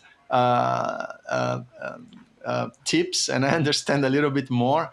So then, of course, everything takes time. So he's on the, let's say, the basic level. I would say that if I would compare him with the ELO rating, he would be maybe, I don't know, 400, 500 in racing. And like chess, you need to understand the basics, the openings, the middle game, the end game. In racing is the same. You need to understand how to make the corners, how to brake, how to accelerate, different types of cars, different types of tracks, and then you progress. So he's on the very early stage. He's having fun at the moment. That's the most important. And maybe an easier question for Leo. We have two fantastic chess players in front of us. We have Magnus Carlsen, Alireza Firouzja. Who's your favorite chess player? Magnus. Okay. Magnus. No? Or racer. I was just explaining who those genius of chess are to him just before we went live, and he will be following. I guess both of them are a big inspiration for everybody. Well, Lucas, I guess you have to be your son's favorite racer, or does he have somebody else that he follows more? Who's your favorite racer? Me? Yeah. Otherwise he doesn't care. Otherwise he will not be able to play the simulator later. And Lucas, you mentioned you're following chess a little bit and you're learning still. What would you say has kind of been the most enjoyable part of learning about the game? I see a lot of similarities on the strategy side when, for example, you're going for an overtake or when you're racing. So, for example, if you are in a very tight race, if you're fighting somebody very equal in a race, you try to put him in the wrong position, in the wrong part of the track, then to make the attack. A little bit like chess. If you try to go for a very simple mate and the person has experience, you end up losing space or strategy. So you need to create that environment that you attack in the right moment at the right time. And Formula E especially, I was in Formula 1 before, I did endurance racing, 24 Hours of Le Mans and many others, but especially Formula E because electric cars, you need to manage so well the energy. Between the drivers, we say that it's almost like playing chess at 250 kilometers per hour. Because if you attack too much at the beginning, you end up without energy at the end. If you don't attack, then everybody overtakes you. So there is a lot of similarities, a lot of the concentration aspect as well that you can relate to chess. So I think it's very productive. Well, that makes a lot of sense in terms of style. And I guess, Lucas, I have a question for you. You seem to follow chess. Is there a specific player that is a favorite of yours or that you feel like resembles your racing style? Who do you root for on the chessboard? I don't follow chess that deep to understand the way that players play. But you have to tell me. My style is more like I would move my pieces steadily and build up slowly until I have and even exchange pieces to go to the end game. That will be more my style. Try to manage to get the other driver to the end of the race while the percentage on the battery and the strategy and the tires are more worn out. So I try to make my moves at the end game. Oh, wow, Lucas, it sounds like you're describing Magnus Carlsen's chess style, or at least Magnus when he's in the mood to grind down his opponents and outlast them. Speaking of which, this has been a very long game. It looks like it's about to be a draw. But Lucas, thank you so much for joining us again. We'll definitely have that rematch sometime. Thank you. No, but the rematch will be different this time. I have an idea for you, David. Okay. I want to put you in a race car, right? And then I'm gonna be in the room playing chess while you'll be playing just by saying where to go, but you'll be going around the track at full speed. And then you have the 5 minutes against 5 minutes, but you'll be in a race car. Then I will see how good you are under the full racing car stress. Okay, I mean, count me in. I don't know what I've signed up for there, but count me in. I'll get Julius Baer to help us to do that. Deal. That sounds awesome. I mean, maybe don't try this at home for everyone watching, but that sounds really fun. I cannot wait for that. But Lucas, we just saw a draw in the third game, 1.5, 1.5. Before we let you go, who do you think is going to win this match? Will it be Magnus Carlsen, who plays chess like you race, or the youngster in the Clash of Generation? What happens if it's another draw? Then we get Armageddon. So a kind of a winner-takes-all thing where the player with the black pieces, they only need a draw, white needs to win, and there will be a time odds between them. Okay. So, yeah, I mean, hard to say, but I would cheer a little bit for Alireza. I think Magnus won so much that it would be good to see him stepping up. Well, you just made many fans because Alireza has many of them in the chat rooting for the underdog. But Lucas, seriously, thank you so much for stopping in with us and for loving chess and for making David go in a race car while playing. I cannot wait for that. That would be great. Thank you very much. I appreciate and for everybody watching us, thank you for your time and see you on a racetrack. Thank you, Lucas. Wait, David, you don't even know what you signed up for. I love that you just agreed to that on camera. There's no take-backsies anymore. So you will be racing and playing chess. But for these two here in this match, we were talking with Lucas, having a great time. The game itself was incredibly even. Not all that much happened. The pieces were just traded off, and the players split the point. That's right. The last game, that third game, was pretty much the opposite of a fast and furious race. It was a long grind. Ultimately, Magnus, Alireza not taking any risk, either of them. However, in the meantime, we did see a winner in Division 3, Fabiano Caruana. Many, many congratulations to him. He did defeat Vincent Keymer 2.5 to half in their final. We won't see Fabi in the Oslo finals in December, but a great end to the 2024 Champions Chess Tour season for him, Robert. Fabi, he's just an absolute beast down there in Division 3. It's a bit of a shame that he couldn't find his form earlier in the Champions Chess Tour, but Wesley So, you see him slam the table. That's a rare sight from a player who is so calm, but when you get checkmated in one move and your opponent, he mean mugs it, he storms off in the darkness. Sometimes you can even bring the happiest man into a frown. So David, the lights are on in Denis Lazarevic's room. They definitely are on in his brain. Vincent Keymer, the lights are out for his tournament, but we still have a match to talk about in the top division. Fabiano Caruana usually there, but today it's Magnus and Alireza. That's right. They're going the distance, going to that game for potentially even an Armageddon as well. I don't think we would complain, Robert. That just means more chess for us. And it definitely felt that last game, the calm before the storm, it's rare to see those two play out such a balanced, uneventful draw. But yeah, the next one, I have a good feeling. I have a feeling Magnus will actually try to end it here and now. Okay, well, we are going to stop by Division 2 just for a moment here. This is a spicy position. So whatever happened to these endgame grinds where Dennis was better with a good knight against a bishop that was just slowly going back and forth, look at this. I mean, Wesley So has been angered, and if you poke the bear, he may just go and checkmate you. Yeah, he's certainly trying to. Look at Wesley's position, all of his forces, literally every single piece on the king's side, poised, ready to leap forward if given the opportunity. White in full defensive mode, Robert. I'm looking at this white knight and f1. I don't know what the equivalent rhyme of knight and f8 there is no mate is, but knight and f1, there is no fun for black.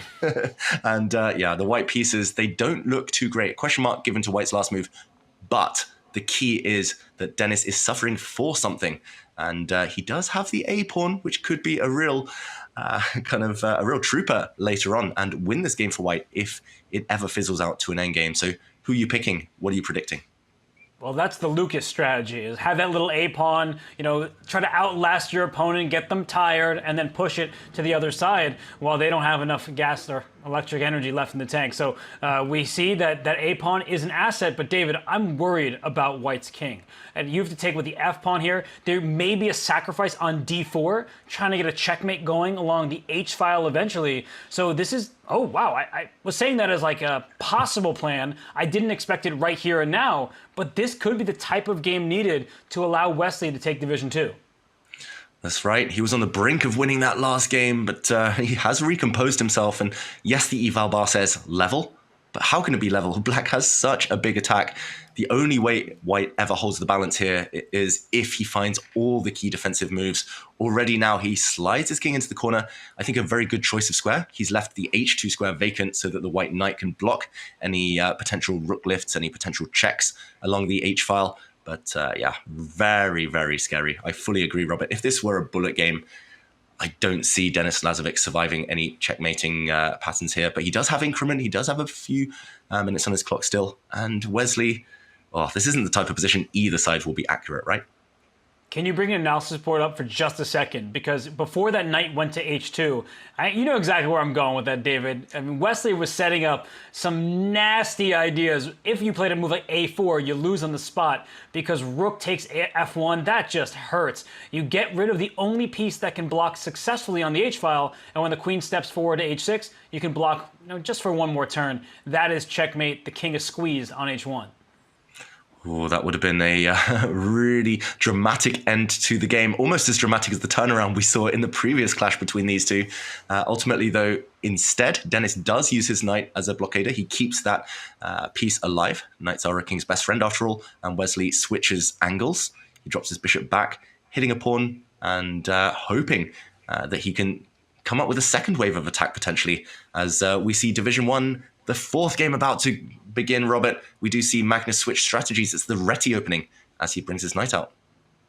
And I was wondering if he'd play in English. He says, David, your guess is not going to be correct this time either, but we have a slower approach on the left-hand side from Magnus Carlsen, and I'm looking at the right-hand side. I mean, that game is really tactical, and Denis Lazovic down under a minute. He's such a tenacious defender. We did just see him win a game that was just truly absurd, checkmating Wesley So, who blundered mate and won. But as we look at the live board on the right-hand side, David, I mean, that white king, it may not be that much longer for the board if Denis makes a single mistake.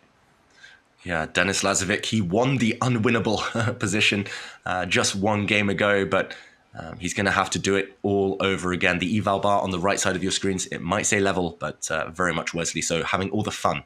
And Magnus Carlsen, Alireza Firouzja, no fireworks on that board in the early stages. Robert, we see a double fianchetto. Magnus putting both of his bishops on the longest diagonal. I'm going to say he's half a B3 cowboy there. And yeah, that game yet to warm up. No, this is just black taking control of the center. White can strike with a move like pawn to D4 to challenge that center, but nothing major, at least at the moment. And we now have, all right, it's half like B3 cowboy, half in English, David. So we're both kind of right? I'm going to say we're both fully right there. We knew Magnus's strategy, at least. We might not have got the move order correct, but move order, schmooth order. I mean, here it's just a very, very tense position. It's almost a reverse Sicilian, a close Sicilian where, the tension at least will be pushed until the middle game. Okay, so these two are going at it. We still see the early stages, trying to figure out an exact plan. And I just want to quickly go back to our view of the second division, because that one started 1.5, 1.5, and if we can see that board, things are fizzling out. So Dennis with great defense for now, because there could still be an attack against his king. But now we're in even material, David. So the piece has been restored, and that might mean Armageddon in Division 2. Armageddon very likely now, imminent almost. And it's not just because Dennis has given back the piece, but also because he's got stuff off the board. White's king now still looks a bit awkwardly placed in the corner, but Black simply doesn't have enough ammunition to attack it. So still, I would say Wesley so slightly with the upper hand. The game might continue for a while, but Armageddon definitely a big favorite. So we will update everyone for sure if any twists and turns appear, Robert, just as the Black Queen dives in. I wouldn't relax yet if I were Denis Lazovic.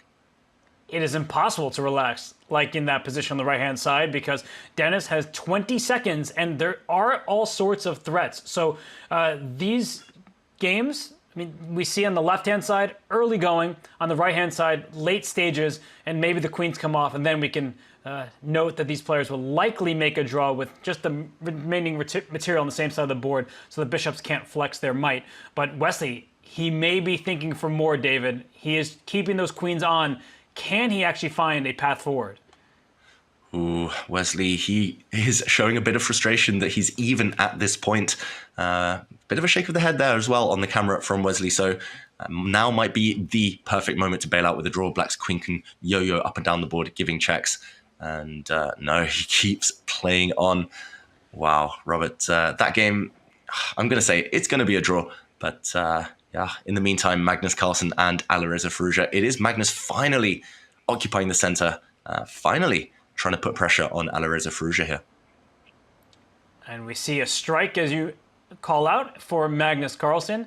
And we probably should see a draw, but it's hard to take our eyes off the match on the right-hand side, given that Denis Lazovic is under 10 seconds. But Magnus, he plays d4, Alireza in for a think. And this match has been very different than their first, David. When they played each other a few days ago, both players were a bit below 85% accuracy because the positions were so sharp that perfect calculation was impossible. Now these players are each above 97%. That's what they're averaging. So we see a totally different style the second time around between them.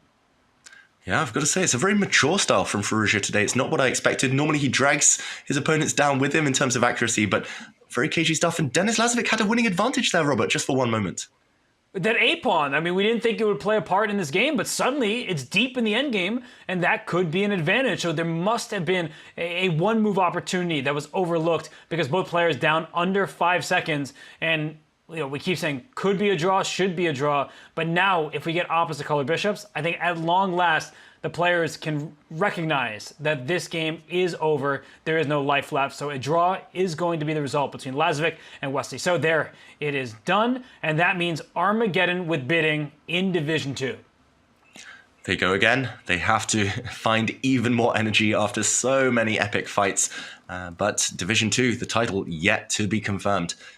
So it's time to jump back to Division 1, where we do see this clash and just high quality, high accuracy. Call it what you will, Robert. It definitely feels like Alireza, he's trying to fight Magnus on Magnus's terms. He's showing he can hang in the endgame. He can apply some pressure here and there. This position, though, what do you make of it in this fourth encounter? It seems like relatively standard fare at the moment, where Black has this d6 pawn, which can be a target, and White has this bind. It's not the Marozzi bind, but c4 and e4 pawns, making sure that Black cannot easily break in the center. And Queen c8, I think Magnus's only move, put that in air quotes, King h2, that keeps a slight edge for White. It's pretty obvious. I would be surprised if he plays something else here, David, because that pawn is directly under attack. Yeah, not too much choice, and there we go. Magnus didn't think too long about defending it. The one thing that made him hesitate potentially is the idea of a knight jump. Knight g4 check would Wow, it is played actually before I have to highlight anything. I was going to say it would result in a trade. Black's bishop pounces and snags a knight in the center. It's level material, but white has an awkward pawn on g4. The downside for Firouzja, however, with that little transition is that the d pawn that you mentioned a few moments ago, Robert, it's easier to attack now. Who do you think this little tactic has favored? Alireza jumping on the opportunity, but is it going to backfire? Well, objectively, white is doing pretty well, but I feel like Alireza, he wants a messier position. As I was just talking about, that in the first time that these two played, it was a match win for Magnus, but they both were below 85% average accuracy. Here, they're well above that at 97 plus. So for Alireza, he may think of playing bishop e5 here to induce pawn to f4, and only then bring his bishop back, saying your king on h2 may not be the safest piece, but that can backfire, right? Giving white more control, more space, although overextension, that may be a later worry. In the moment, it seems like white is happy to launch those pawns forward. That's right. White, for now, can protect everything, assuming the bishop drops back. I'm not sure which square, but for example, in front of its own king, as he's just played. Magnus now has a choice. Does he grab that d pawn? It is eternally weak though, so maybe no rush. Or does he simply protect his king side? It does look a bit ugly pushing pawns in front of your own king, but there we go. I think Magnus making a good decision. This pawn structure does look slightly awkward, but it does keep white's king safe for now. And Magnus will likely at some point try to double up rooks on the d-file against this backward pawn, this big weakness, this target. I'm not sure which pieces he wants to exchange, but if he drops his knight back at some point, if the dark squared bishops ever disappear, note that the black king doesn't have many defenders around it. So I would definitely pick white right now, but it's not too dramatic here for Firouzja, Robert. Oh, he's holding on quite nicely. Rook a to d8, bishop back to c8. You can put that bishop back on its starting square to make sure your d6 pawn is defended. So queen d2 is played, and now there is direct pressure. And I think that white is ready to pick up that pawn. So it's bishop f8, that looks too ugly. I might even just lose on the spot because you're opening up the black king. That whole diagonal is open. So David, process of elimination, bishop e5, I say with no certainty whatsoever, but I'm trying to induce your pawn push to f4, and then of course I drop the h6 pawn. So there were no good options, but look at Alireza playing the best move, giving up d6. We both like our material. Is it a pawn that you want to grab for Magnus? Oh, I know. I would love to grab it. I think I would spend a minute or two at least calculating whether to take this pawn. But once the queens disappear, white suddenly lacks control over the queen side. And I guess black's idea is to strike while possible with the move a4. So for example, maybe if we bring up an analysis board to show what would happen if Magnus were to choose greed right now, queen takes d6, we would likely see a trade. And after pawn to a4, Magnus would need a very strong move here. Eval Bar says there isn't one. Black is doing great because there's pressure on b3 and pawn structures. We talk about connect 4 sometimes being the dream. Connect 3 here, it isn't enough. Pressure on the b pawn. If you ever move it forward, the black knight might move, or you might even counterattack against the white bishop and everything is falling. Once the black knight retreats, or maybe even steps to a4, this pawn is falling, this pawn is falling. Watch out, the a2 pawn might fall. So Magnus says, no, I don't want any of that. And back to the game, he chooses instead to drop his knight back, keeping queens on the board, Robert, because now a4 far less scary while the queen is around, and the bishop tension may be favoring white if those pieces leave the board. Can I ask you a question? Instead of queen d2 a few turns ago, because bishop e6 was a very nice reply, I'm just wondering what the best move was for white. And it probably is going to be something that's out of the immediate thought process. Rook d2, queen d2, trying to get on the d-file. I mean, I can look as well. What was the best move there? Knight e2 Robert, or what else? Yeah, I think you're right. I've taken a peek as well, and knight e2, he would pretty much get the same position as the game, but he's wasted a move. If now after knight to e2, the bishops get traded, white has basically played queen d2 and then had to go back to b2, so has lost a clear tempo. So it's small things. That shows at this level, I mean, the players are playing natural moves, but it's such small incremental gains. It's not about tactics. It's not about instant wipeouts, instant kind of knocking out your opponent. It's just, okay, I might gain a tempo here, might gain a tempo there, might gain a square. And yeah, it's cagey, Robert. But I'm looking at the clock. Firouzja doesn't seem too comfortable down by 3 minutes. Well, he's really uncomfortable because he's got no active plans, and this is a strategic choice from Magnus. He went knight e2 now. It was a move late, but you see that knight can hop forward to f4 to d4. Those pawn breaks that Alireza desperately wants to play with success, I think they do typically backfire. It's a little bit too soon. So what to do here for Alireza? I just am not loving this position. I've always hated these from the black side. Yeah, it's very reminiscent of a King's Indian defense. I know it got there by means of a transposition, a type of English opening in the early stages, but yeah, I've hated these too my whole career, Robert. I play these from the white side more often just because I like the space, and the nightmare scenario, I think in chess in general, right, is lacking a plan. If you don't have a plan, if you don't see any tactics, what to do, it's really uncomfortable just kind of putting your pieces back and forth, queen e7, just wait, sit, and hope that your opponent doesn't have a way to improve and come forward at you. But definitely Firouzja right now, burning even more time on the clock, and I just feel he's uncomfortable. It's not his type of position. White will soon, if we catch up, with the current position. My bad, we had a couple of moves there very quickly, and wow, black definitely struggling, suffering for space.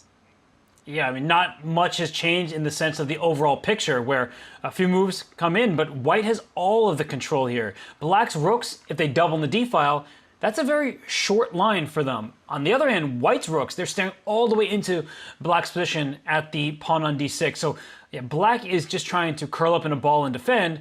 White is having fun. And note the a5 pawn is within the queen's sights. So if you ever move that rook from a8, then you may drop a pawn. So I'm going to quickly note that the Armageddon match in Division 2 is underway. Denis Lazovic, Wesley So, this is a really big match for them as they both will head to the Oslo finals in December. But in this game, Lazovic bid 7 minutes, David, very confident with his ability to hold from the black side, giving a 3-minute time advantage to Wesley, who needs to win. And I think Wesley's saying, oh, sorry, do I need to win this game? I'm going to sacrifice a bishop and go for checkmate immediately. Wow, Wesley, he's really turned it on today. I'm really impressed, I've got to say. The first game of the day, a bit of a bore draw, but ever since, Wesley's been throwing everything he has at Denis Lazovic, and Denis has withstood most of the pressure. Yes, a bit of luck along the way, but Wesley's been going all-out attack, and look at this, the Black King open, Wesley with 3 extra minutes. Yeah, it's exactly the dream type of scenario for Armageddon. Just go all in. That's what you have to do. And Robert, he might be rewarded for his courage, Wesley. Wesley playing like a boss. We know how well he did in the CCT finals a year ago. He beat Magnus Carlsen in an Armageddon game. He played a vicious attack and was able to take down the world #1. And right now, Denis Lazovic has his hands full. All of White's pieces staring in the direction of the Black King. I don't see him surviving, but we will update everybody if and when a result comes in. But let's go back to our top board because, David, I do think in Division 1, things are looking fantastic for Magnus Carlsen right now. I mean, every single move with purpose, and black is stuck shuffling around. Yeah.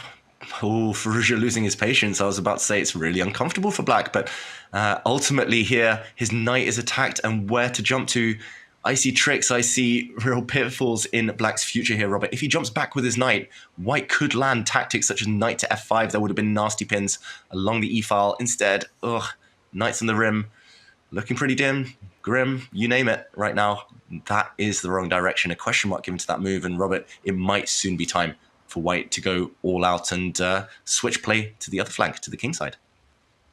It looks very tempting to go and do that. And if you could imagine the white king being elsewhere, a rook on the h-file may be deadly as the black king will be opened up. But that's a faraway dream. And for now, what Alireza may be relying on is some c5 idea from black. Can I finally gain some space for my pieces? Please let me attack something. So I'm wondering for Magnus at this moment, can he play a move like b5? Is that too risky? I mean, he's attacking the knight, but maybe he's opening up files in good ways for Alireza.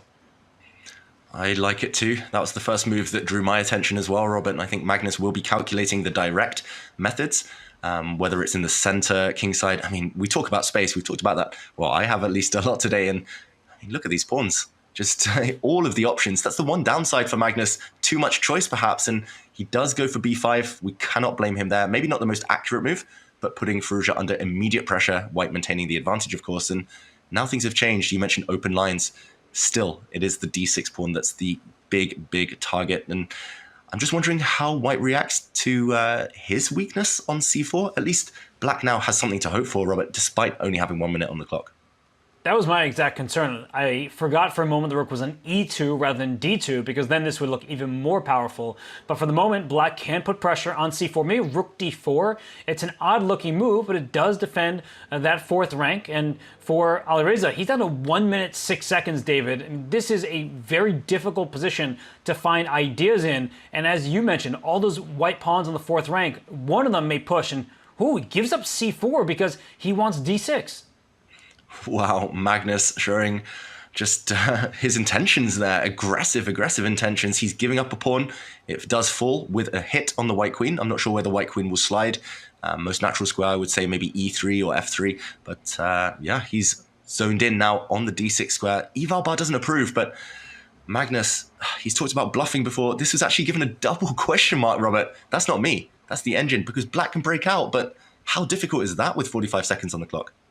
I think d5 is a move that Alireza will, and there he finds it, but I don't think it's the end of the story. I mean, for Magnus, he needs to keep his composure. We've seen him in previous games when he overlooks something. He's like, what's wrong with me? How am I missing that kind of stuff? But the good news for Firouzja is queen c5 is on the docket. If he can get those queens off the board, no longer are we talking about any sort of checkmate, and black is a pawn ahead thanks to his latest capture on c4. So this is a moment where Magnus needs to be a bit careful. And okay, we are seeing e5. The white knight can slide back to d4 in most of these positions, David. So still advantage Magnus. Still advantage Magnus on board and clock, but do not underestimate Alireza, despite having 30 seconds. Yeah, I think we've all known his bullet prowess for years now. He's had some fantastic results. He seems to up his game, Robert, with no time, and now trying to trade knights. Very wise. The black knight might jump back to the defense if need be, towards the king side, if allowed. Really key that white cannot jump into the d6 square, because black can simply snap that knight off. There's a pin along the e file. Magnus, he's running out of ideas here. I really think he missed this d5 move from afar, and I would probably advocate for dropping the knight back, but black's got a pawn to suffer for. Black's definitely in this fight. Knight d4, a really tempting first move. Knight d6, as you mentioned, not available. Rook takes d6. That would be a free piece. Knight takes c7, and then bishop takes d5 afterwards. That is something that Magnus can go for if he feels like there will be some winning chances at the end there. I mean, white's pawn structure on the king side, it still is quite advanced, but that can backfire because it could leave his king open. So the time advantage is also being cut into because Magnus knows how consequential this single move will be. Yeah, I don't like it. I just really feel that Magnus has lost control, and this is a cautionary tale about rushing. Black had no space, had no plans, and Magnus has basically forced Firouzja to find some good moves, and he's going for that latter option you mentioned, Robert, but once the dust settles, once everything is traded off, it's your other point, the fact that the white king might be vulnerable from behind on the 2nd rank, and Magnus is pretty much committed to trying to checkmate black now, otherwise this all might start to collapse for white. Still a bit scary for Alireza. Like f takes e5, rook takes e5 might already be the beginning of the end for Firouzja, because the queen and rook line up very nicely in the e-file. And if you can't take on e5, is that queen going to come up to d4 next, trying to do the same thing? So the queen steps forward, but 20 seconds remaining, David, for Firouzja, and there are plenty of options here for Magnus to keep things complicated. Yeah, Firouzja keeps finding fantastic moves, though. I think his plan might be simple, to even just capture this pawn, and as long as the black king hides on the 7th rank, the rook will protect against any checks on it. And if he takes this pawn, the white king will no longer have the safe hiding spot of h3. So suddenly, again, those checks might come back to bite white.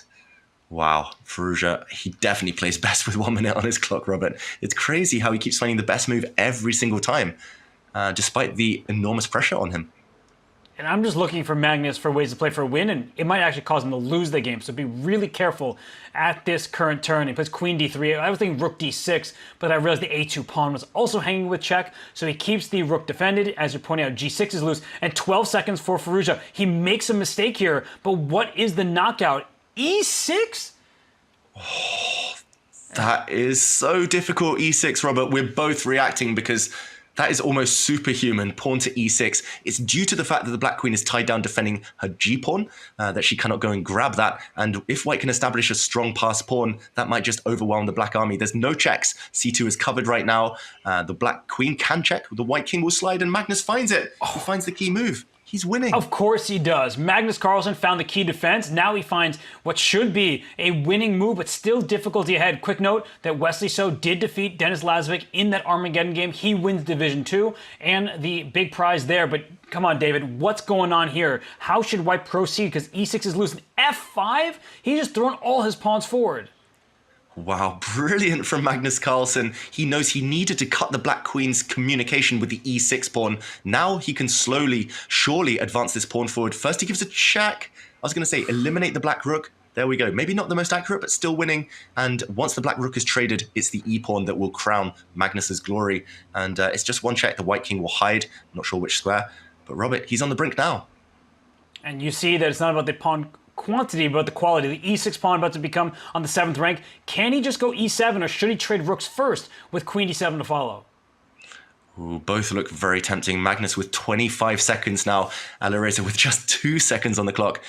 My first inclination would be to trade rooks, just because I'm scared of a counterattack against the white king. But Magnus, he could well be tempted to push first. Still, just 2 squares away from touchdown, 2 moves away from glory, potentially. Can he trade queens, Robert? Queen to d7, queen to d8 look tempting.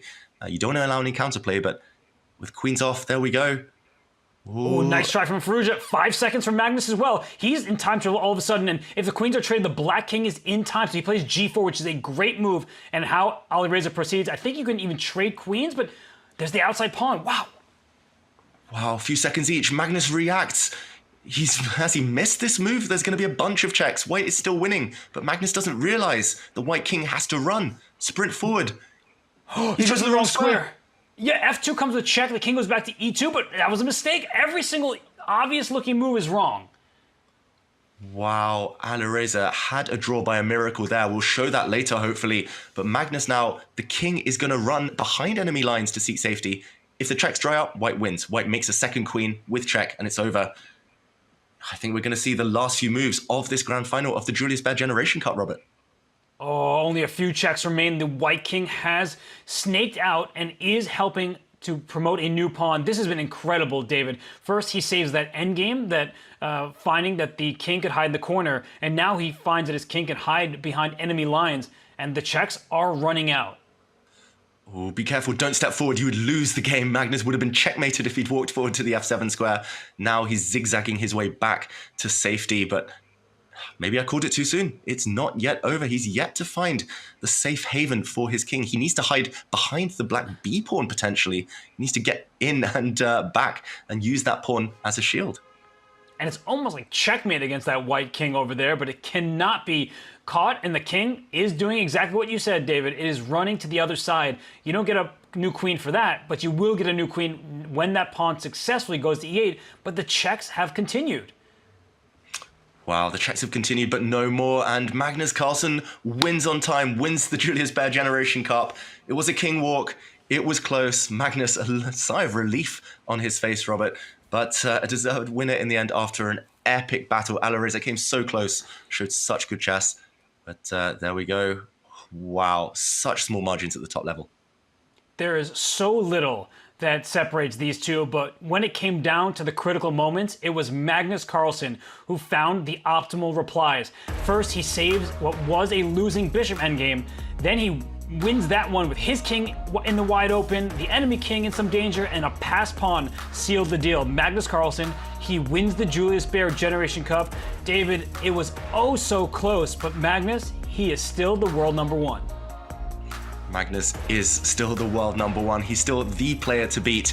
And yeah, Alireza, we can only commiserate with him because he played so great the whole day today.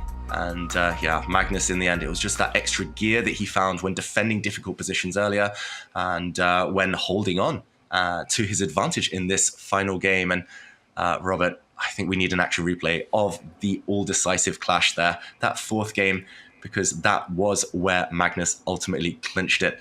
And it was crazy in the end. So many twists and turns, but it will be time for our Rubik's move of the day. And it was here after black went astray. Here he's holding black if he had enough time simply to capture the e5 pawn and spot that he was defending g6 indirectly. Instead here, after queen takes g4, the only winning move here for Magnus and our Rubik's move of the day, the beautiful pawn to e6, and this caused black a puzzle he could not solve. The problem for black is that e6 is untouchable. This would allow the white queen to swoop in decisively, capture a pawn with check. Instead, black trying to defend, and another follow-up to the best move, pawn to f5, closing the door behind the black queen. And after this pawn was captured, a check and an elimination of black's best piece. It was not easy after this. We did see a bit of a twist a bit later on after this trade. White on the brink of promotion to a second queen. And if we fast forward, Alireza had one momentary opportunity with these checks to hold the draw. Magnus stepping to the wrong square. A check from behind would have held here because white cannot cross the barrier of the d-file. If he walks across, there would have been this skewer, but ultimately Alireza didn't find it. He stepped his pawn forward with a check first, and Magnus was suddenly safe. He captured the f2 pawn, and later, with that king walk, ended in the winning position, the clincher. Now, pawn to e8, inevitable with a discovered check. Magnus, tournament winner yet again. It was a cinematic finish there for Magnus Carlsen, a walk to remember with his king, and that was your Rubik's Make Your Move of the day. The Rubik's Cube is celebrating 50 years with the Make Your Move campaign. In the past 50 years, 1 in 7 people across the entire world have attempted solving the puzzle. Like chess, the art of a Rubik's Cube is its complexity and the eternal human values of curiosity, perseverance, and creativity. With over 43 quintillion permutations and only one solution, what's your next move? Visit go.chess.com/Rubik's50 or use the command Rubik's in chat to explore. But what we are going to explore next here is an interview with Magnus Carlsen. Chat, get your questions in. We will try to ask Magnus them, but he has won Division 1 here at the Julius Baer Generation Cup. Interview with Magnus Carlsen to come in just a few.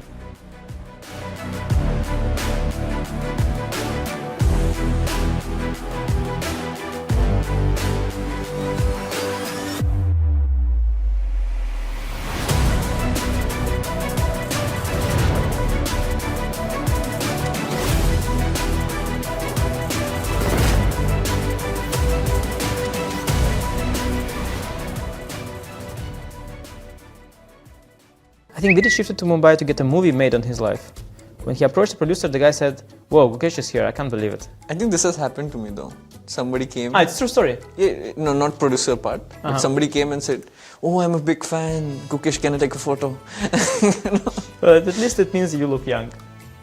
Or they expect... One way half glass full, yeah? Glass half full. True. Today's story, this is my tweet.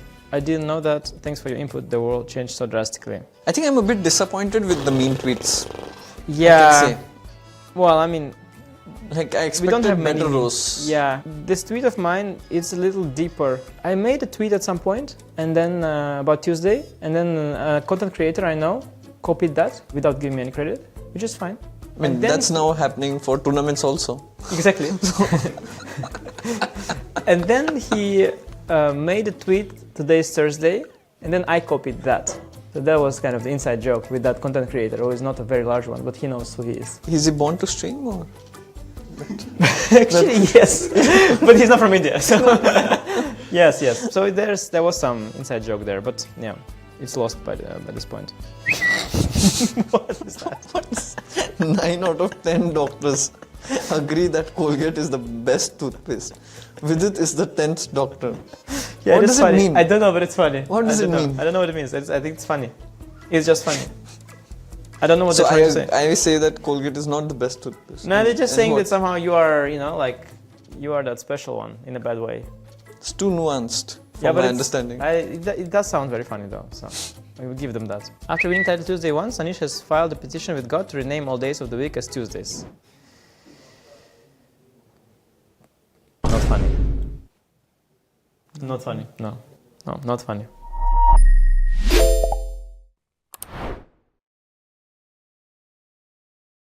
All I ever wanted was like to be accepted by people and this and that. But I'm walking into hip hop, solving Rubik's Cubes and talking about anime and Star Wars, and it's like not a vibe. But through it, I was always myself. Oh man, the feeling I had the first time I saw the Rubik's Cube was like, it's only begun. Because I was like, it took me that long to do it. And I just wasn't satisfied. Then I'm like, okay, cool, what's next? And that's also how I feel about chess. I love chess and I love the Rubik's Cube because you can't beat them.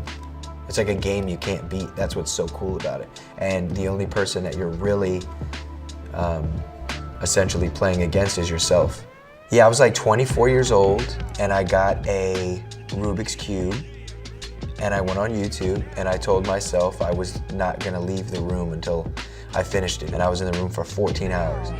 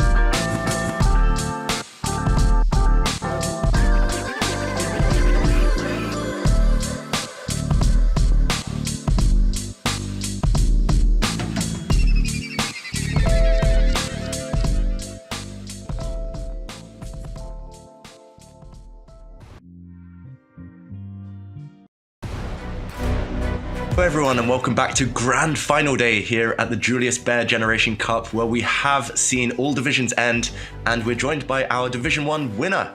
Congratulations, Magnus Carlsen. Thank you. Magnus, how are you feeling after that, the latest epic clash against Alireza? Yeah, I'm feeling great. I thought the first game today was of very, very high quality, even though it was super complicated, and that sort of set the tone a little bit. So I made like an incredible blunder in the second game, and then third game, really nothing happened, and fourth, yeah, that was a bit of a mess, but I felt like I was always pressing at the very least. So I felt like I was rarely in a lot of danger today, even though like I guess I was lost in the second game, but I don't think anyone else actually realized that. So I felt like this was my best match so far, and it feels really good to finish off with that, because I think also he played better than he did in our first match. Yeah, it did seem like a very high quality match today, as you mentioned, Magnus. And I wanted to ask, you mentioned that blunder in the second game. How quickly were you able to reset, and how kind of far in advance did you spot that you could give up your bishop and go for that fortress in the corner? Yeah, it was a bit strange because I was trying to be kind of slightly better, and then I realized I'm not, so I went for this knight d4, and basically that is the equivalent of a draw offer. And then when he played bishop, he played his move rook c8 a couple of moves later. I'm thinking like, I have a line with rook b4, e5, trade, bishop b2, and so on. That just clinches the draw immediately. And so I'm thinking, well, maybe if I take the pawn, then like once he gives a check, he has no good square for his bishop. And I didn't realize before he took my pawn on f4 that actually protects the bishop. And yeah, obviously that was a strange situation. And I mean, I saw very quickly that that I can take an h4 and run the king over. I was considering like, should I not play bishop g3 because it's like a bit too obvious? But then I thought like it's the most logical move, regardless, to prevent his king from going to d6 as well. So I thought, yeah, why not? But yeah, of course, it was a huge relief when he played h4 because then I knew. I mean, I thought it was likely to be a draw regardless, but then I knew it was clinched. Yeah, that was a sneaky trick, Magnus, and I think something that we all learned today in that endgame. And you mentioned that it felt like a really high-quality match. Was that something conscious about the openings, the style you played today? It was higher accuracy than most of Alireza's matches throughout the week. Yeah, obviously it's helped by the third game where, we don't make a lot of mistakes. And I would say, like, first of all, it was the first game, which was just a lot of fun, to be honest, because we both had to navigate some really, really complicated lines, and I feel like we both did it, if not perfectly, then really, really well. So that gave me a really good feeling. I felt like I was just a little bit more on today, even though the last game got a little bit out of control. Those things happened with little time. I mean, I think I did all right there as well. Mm-hmm. And Magnus, you will be meeting Alireza again in the tour finals at the end of the season in Oslo. You've mentioned it before, but how much are you looking forward to that event, and what are you expecting now that the 8 participants are known? No, it's gonna be great. And as I said, I'm super happy to play my best match in the last one. Like, I think for the rest of the year, I will only be playing Rapid and Blitz. So it's good to see that I'm playing myself into shape. And yeah, the finals are going to be awesome. Good field, and yeah, a rare chance to play a tournament in Oslo. So that's great. And you mentioned Rapid. You're actually traveling, I believe, to the Global Chess League tomorrow. Are you looking forward to that event? Yeah, honestly, the Global Chess League is my favorite team event. I think the format is really good. Like, it takes like a little bit of time to understand, but once you understand, you can see that it's really exciting because the matches are very unlikely to be drawn, and having these different categories and so on makes the games like makes like the results like a little bit more random. It's like less likely to be a lot of boring draws, and you often end up in these situations where because the team playing white in every game has to win, then it's like 1 week each, and white is pressing in a couple of games, and all gets very, very tense at the end. So and besides that, with the cap structure they have, the teams end up being fairly evenly matched, which makes for good matches. So I think it's well done, and I'm certainly hoping that our team could do well this year. Yeah, it'll be great to see you in action again so soon. And Magnus, before we let you go, a few questions from our chat. Krishna21234 asks, is snacking the best part about playing from home, and how much does it affect or improve your chess? Yeah, that's a good question. I think when you're playing for a few hours, it's good to get like a little bit of energy in between games, and yeah, obviously playing from home, it's quite comfortable in that sense. And S. Martin RQ asks, is the younger generation weaker than the older generation in some way, in some aspect of the game? I think they're weaker in some, better in some. But the good thing about being the younger generation is that they have time to improve. But, they need to. Very diplomatic there, Magnus. And final question from Cher. How do you keep improving when you're already the best? I don't think I'm necessarily improving. I think I'm learning more and more. So that's the most important thing, but that doesn't necessarily lead to you playing better. So I think the answer is I don't know. I try and learn, and hopefully, not fall off too quickly. Try and keep up with what's going on. But I mean, being like the best at something doesn't mean that you cannot improve. Like I am not very good at chess if you like compare it to perfect play, but I'm like little, usually like a little bit less bad than the others, and that's the way humans are at chess. It's as simple as that. And I don't think like I'm gonna make any like grand discoveries that's gonna change my outlook on chess completely, but there are always little things that you can improve and learn. So yeah, I think we can all agree that you're doing pretty decently, Magnus, and that just leaves me to say many congratulations, a winner of the Julius Baer Generation Cup, and best of luck in London next week, and we'll see you in Oslo for the tour finals. Thank you so much, David. Congratulations, Magnus. And there we have it. Magnus Carlsen, the winner of the tournament. He pockets a cool $30,000 and 100 tour points, as if he needed them, Robert. What a performance from him. Yeah, those tour points, definitely not necessary, but the 30K that he gets to put in the bank, he will gladly accept that. And well, we had 8 players enter the top division. Magnus Carlsen, as is often the case, he goes on top. But David, Alireza did give him everything that he could handle. Yeah, Alireza, shout out to him. He produced a fantastic performance on this last day, actually throughout the week, but ultimately it's a bit of a coin toss. When you face Magnus Carlsen, even at your best, it might not be quite enough. And it will be nice, Robert, to see Alireza there in the tour finals. I think we're all looking forward to it now.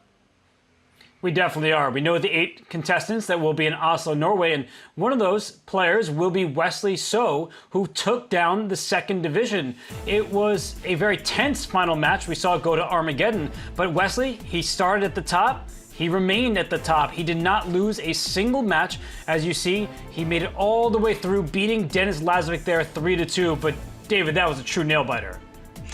It was indeed. We saw some crazy swings in evaluation.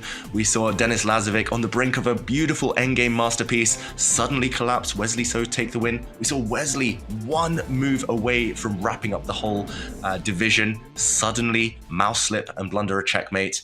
But we will see both of those again very, very soon. 2 great competitors, and it was a real fight today.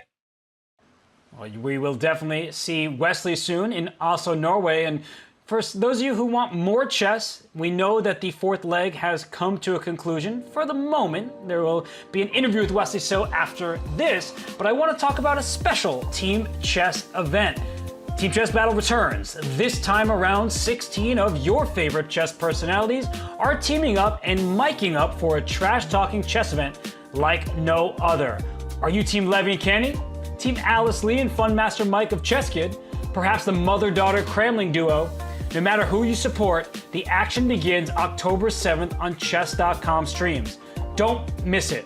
Use the command TCB in chat or visit go.chess.com/TCB2. Note how Danny Wrench, he runs this site. He's not included on that graphic, but he teams up with John Bartholomew, #TeamScandy. So do be on the lookout. Watch this event because it is sure going to be a lot of fun. But for those of you who are still sticking around, we have an interview with Division 2 winner Wesley So.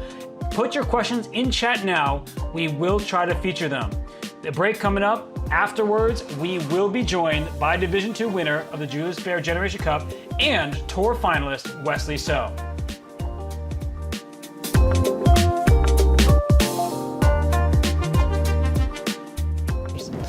Okay. Were you afraid of the whole country watching to embarrass yourself?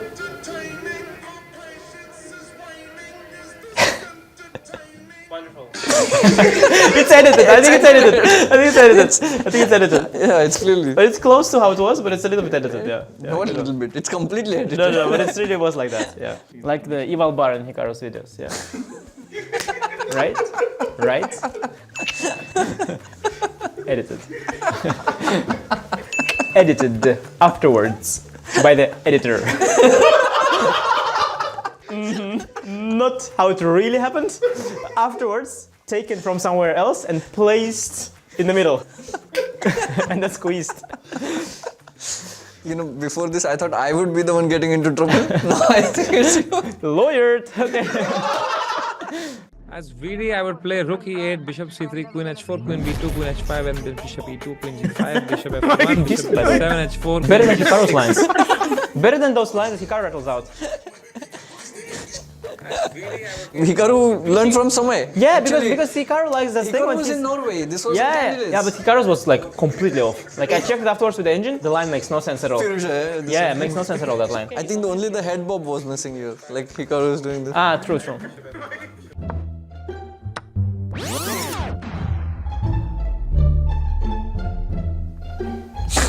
Wow!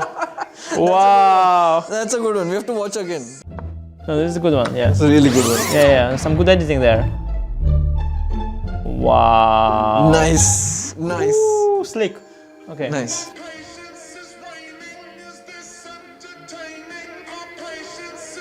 Oof, awkward. Yeah, this whole thing is like. But I think it's embarrassing when you play candidates and you. He does it on, like, you know, he knows the content game. So it's not like Hikaru doesn't know the spelling of Nepo.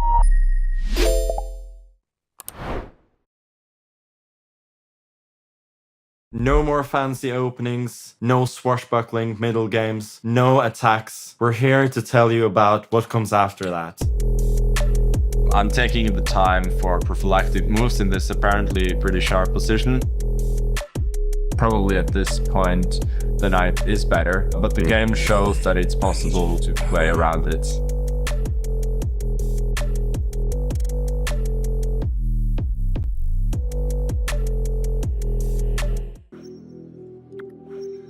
Welcome back to AniChess. AniChess is modernizing chess by infusing the timeless game with an innovative spell mechanic. Here, we see the players starting with a Roy Lopez.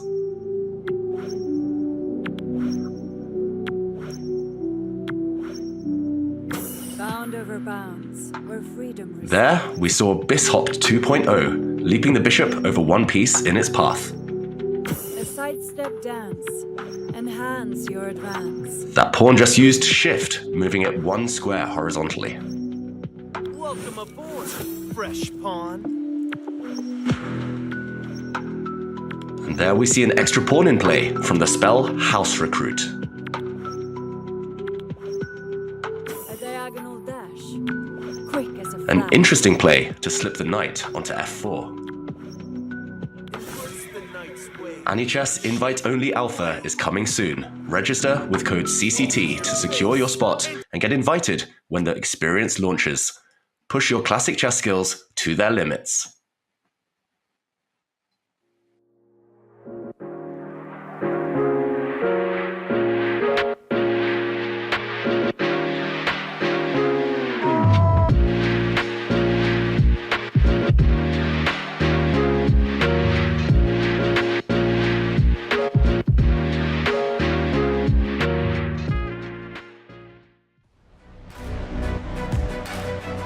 We are delighted to be joined by your winner of Division 2 here in the Julius Baer Generation Cup, Grandmaster Wesley So. Wesley, congratulations. You did make it all the way through without losing a match, but as we saw in that last match, it was quite tricky there. Yeah, for sure. I mean, yeah, first of all glory to God, to Jesus for the win today. I actually think maybe this is my first and only victory of the year, of the entire year. So it's a big deal. Yeah, I was going to ask you, oh, sorry, go ahead, Wesley. I finished many second places this year, but I also didn't play that much. But I think this is my first and only victory, so I'm very happy and very pleased, obviously. Well, how does it feel to end the year on such a positive note? Because you did qualify for the tour final, so is it giving you some more confidence heading into December? Yeah, for sure. Actually, it's funny. My mother and I were just talking about it yesterday, that the beginning of the year didn't start very well for me. Like, I lost my candidate spot to Firouzja. I didn't qualify for the Grand Chess Tour next year, although I'm still hoping to get by rating. Also, the Olympiad, I didn't start well, but now things are getting better. We won a silver, which is big. Levon and I played very well here. Also, Fabiano played very well. So obviously, big congratulations to the American team, and also to Magnus, of course, for winning Division 1. But now I have many tournaments coming up for until the end of the year. I pretty much play nonstop. Like I'm also going to India, and then I have the US champs, then some chess nights, and then also they're putting up, I think, a couple of tournaments in St. Louis in December to try to give Fabiano as good a chance to qualify for the candidates, the circuit points, and I'm very pleased also to qualify in Oslo. So the next 3 months is just going to be all chess, just going to be very focused on chess, try to get back what I lost, and it's nice. Well, Wesley, I mean, your fans are going to be thrilled to watch you play in all of these tournaments, and I'm going to talk to you about happy things, but first I do have to ask you, the checkmate in 1, there was a mouse slip with rook e4 instead of rook e3. How were you able to recover from that? Because we could see it. You were clearly very frustrated by not winning the match there and then. Well, I've suffered far worse in my long career. So I'm immune to losing now. I've lost too many games, even this year alone. So stuff like that, I'm immune. But in a serious note, I think I had a big advantage today because he has to beat me in 2 matches. And I think if you're in the winner's bracket, you just have a huge advantage, not only psychologically, but also physically and mentally, because Dennis also has to win a lot more matches than I did going through the loser's bracket. And it's rare to see someone who you have to beat twice lose. It's just, he has to win so many games. So coming into today's match, I was very confident. I mean, Dennis is a very strong kid. He's very good online. And and also in game 2, I had no business winning that game. So I kind of got a bit excited in game 3. I thought I was a few seconds from winning.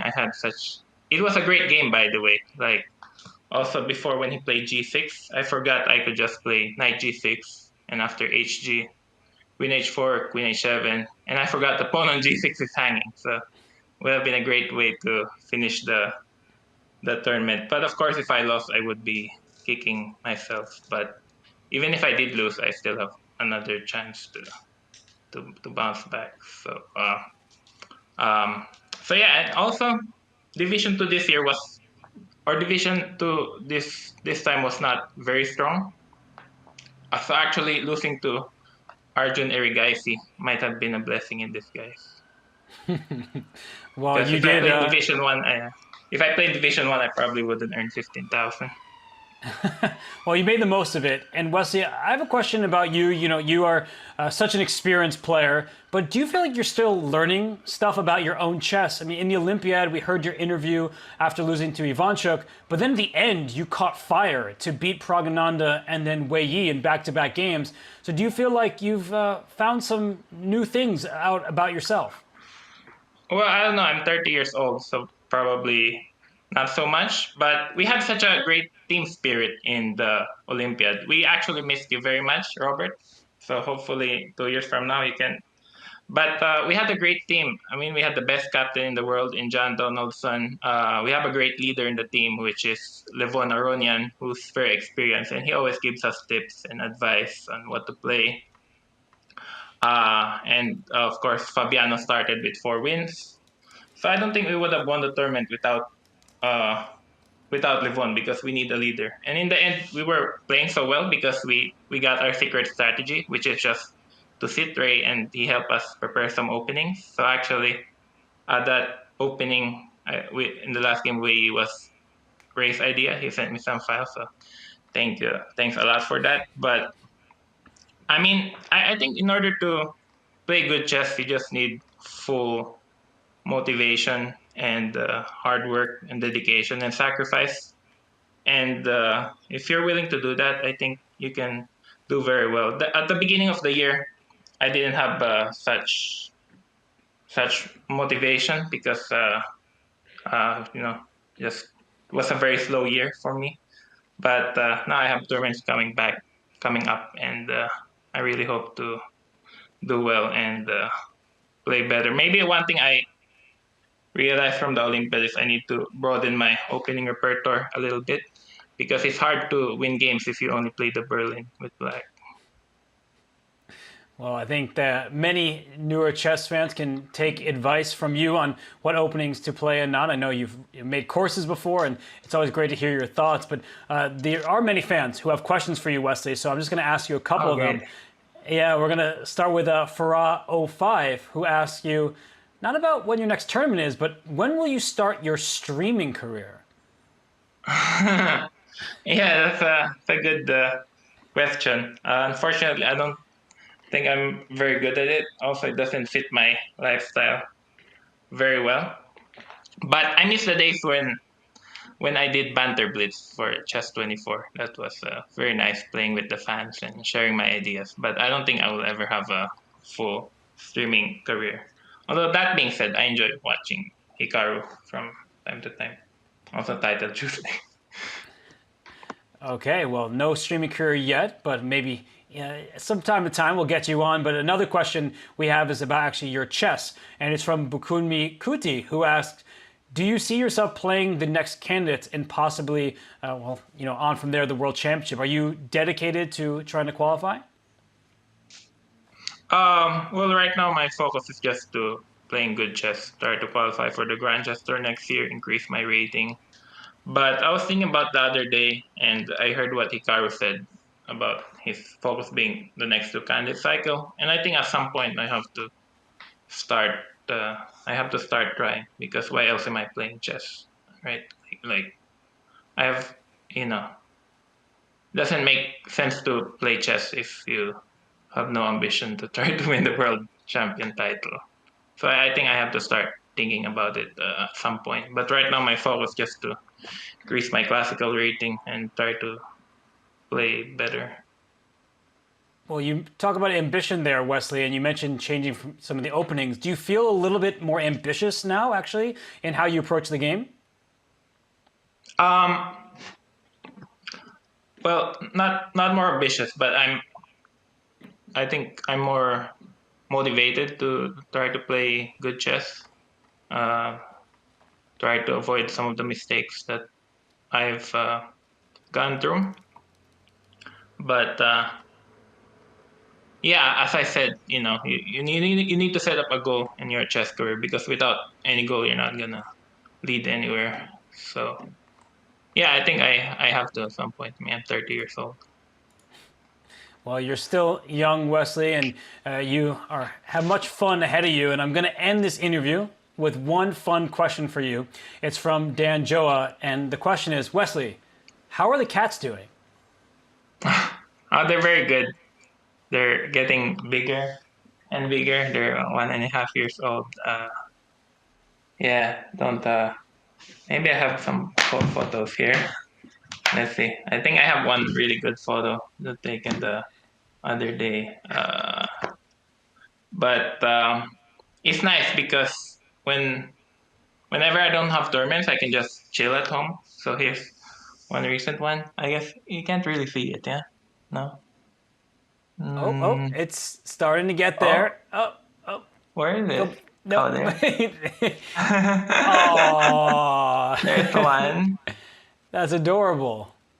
He's getting big. Yeah, unfortunately, what's wrong with my camera? There, he's got blue eyes. Oh, she's got blue eyes. Oh. So it's nice. That's so cute. But it's nice because actually my father went back to the Philippines, and the cats miss him. So they wake me up at 2 in the morning, 4 in the morning to try to get some hugs. Just last night. It's good, yeah. Well, Wesley, I wasn't expecting the interview to end on quite this wholesome of a note, but seriously, congratulations. It was a great performance. You beat Denis Lazovic, who you'll see in Oslo for the finals, but we'll see you first at the U.S. Championship in India, so many events, but ultimately we'll be very happy to see you at the CCT finals. So congratulations on that, Wesley. Thank you. Also, big congratulations, by the way, to your wedding last year. I didn't get the right. Was it last year? Yeah. We haven't had the wedding yet, but I do appreciate that. I got engaged, so thank you, Wesley. Okay, well, I'm trying to move you, get it going. I appreciate that push. I feel like that's just the gentle reminder I needed that all the planning that is already underway. So thank you, Wesley, so much. I do appreciate the kind wishes. Thank you.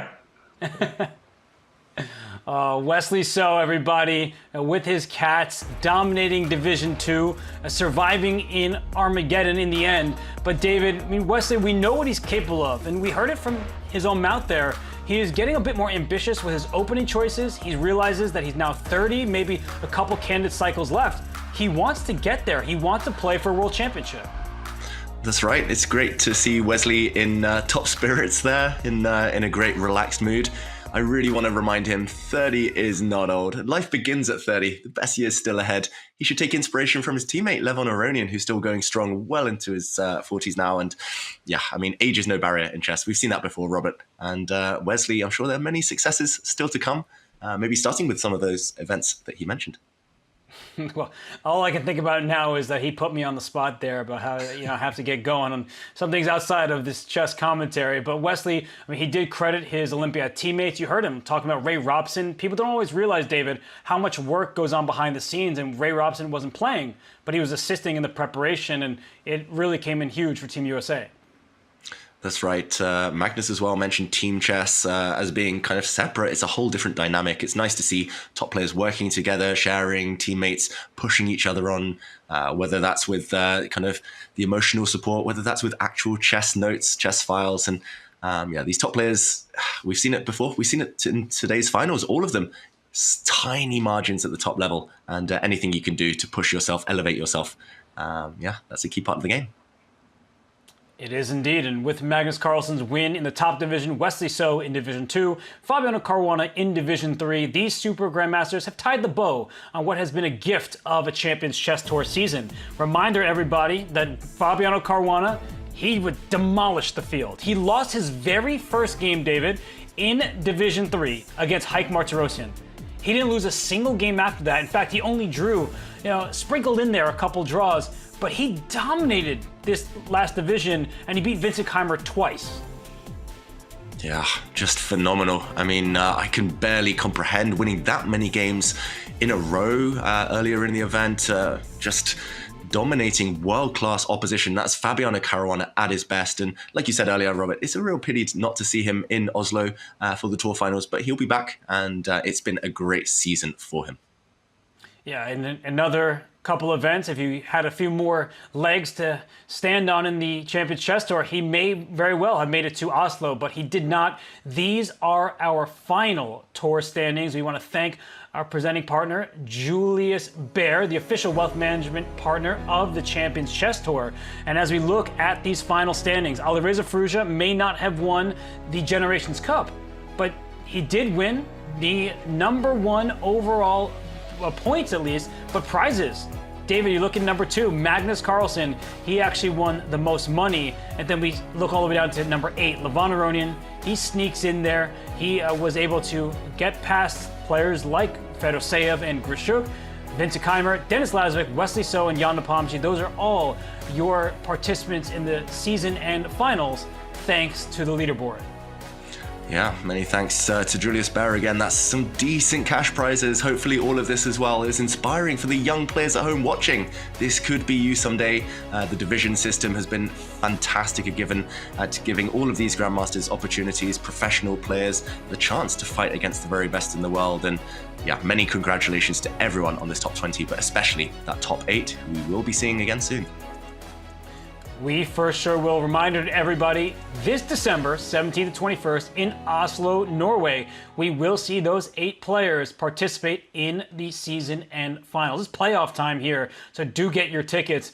David, it's been a ton of fun. The 4 legs, they are now in the past. We have to look back on them.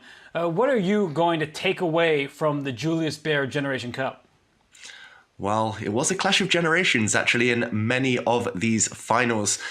We talk about the kind of age difference, but the experience difference. Magnus Carlsen ultimately getting the job done against a younger opponent. It was Fabiano Caruana getting the job done as well, and Wesley So taking down Denis Lazovic. So in the Generation Cup, the youngsters still have a little way to go. They're taking over world chess, but not quite yet, Robert.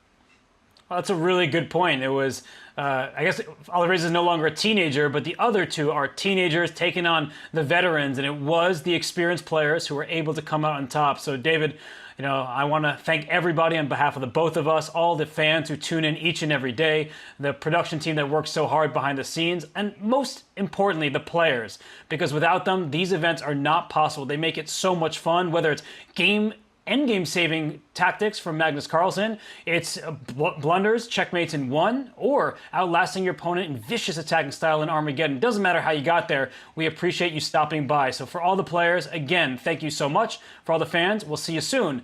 Don't forget, December 17th to 21st, Oslo, Norway. Get your tickets now. But until then, we say goodbye and hope you enjoy all the chess that will come in the next few months.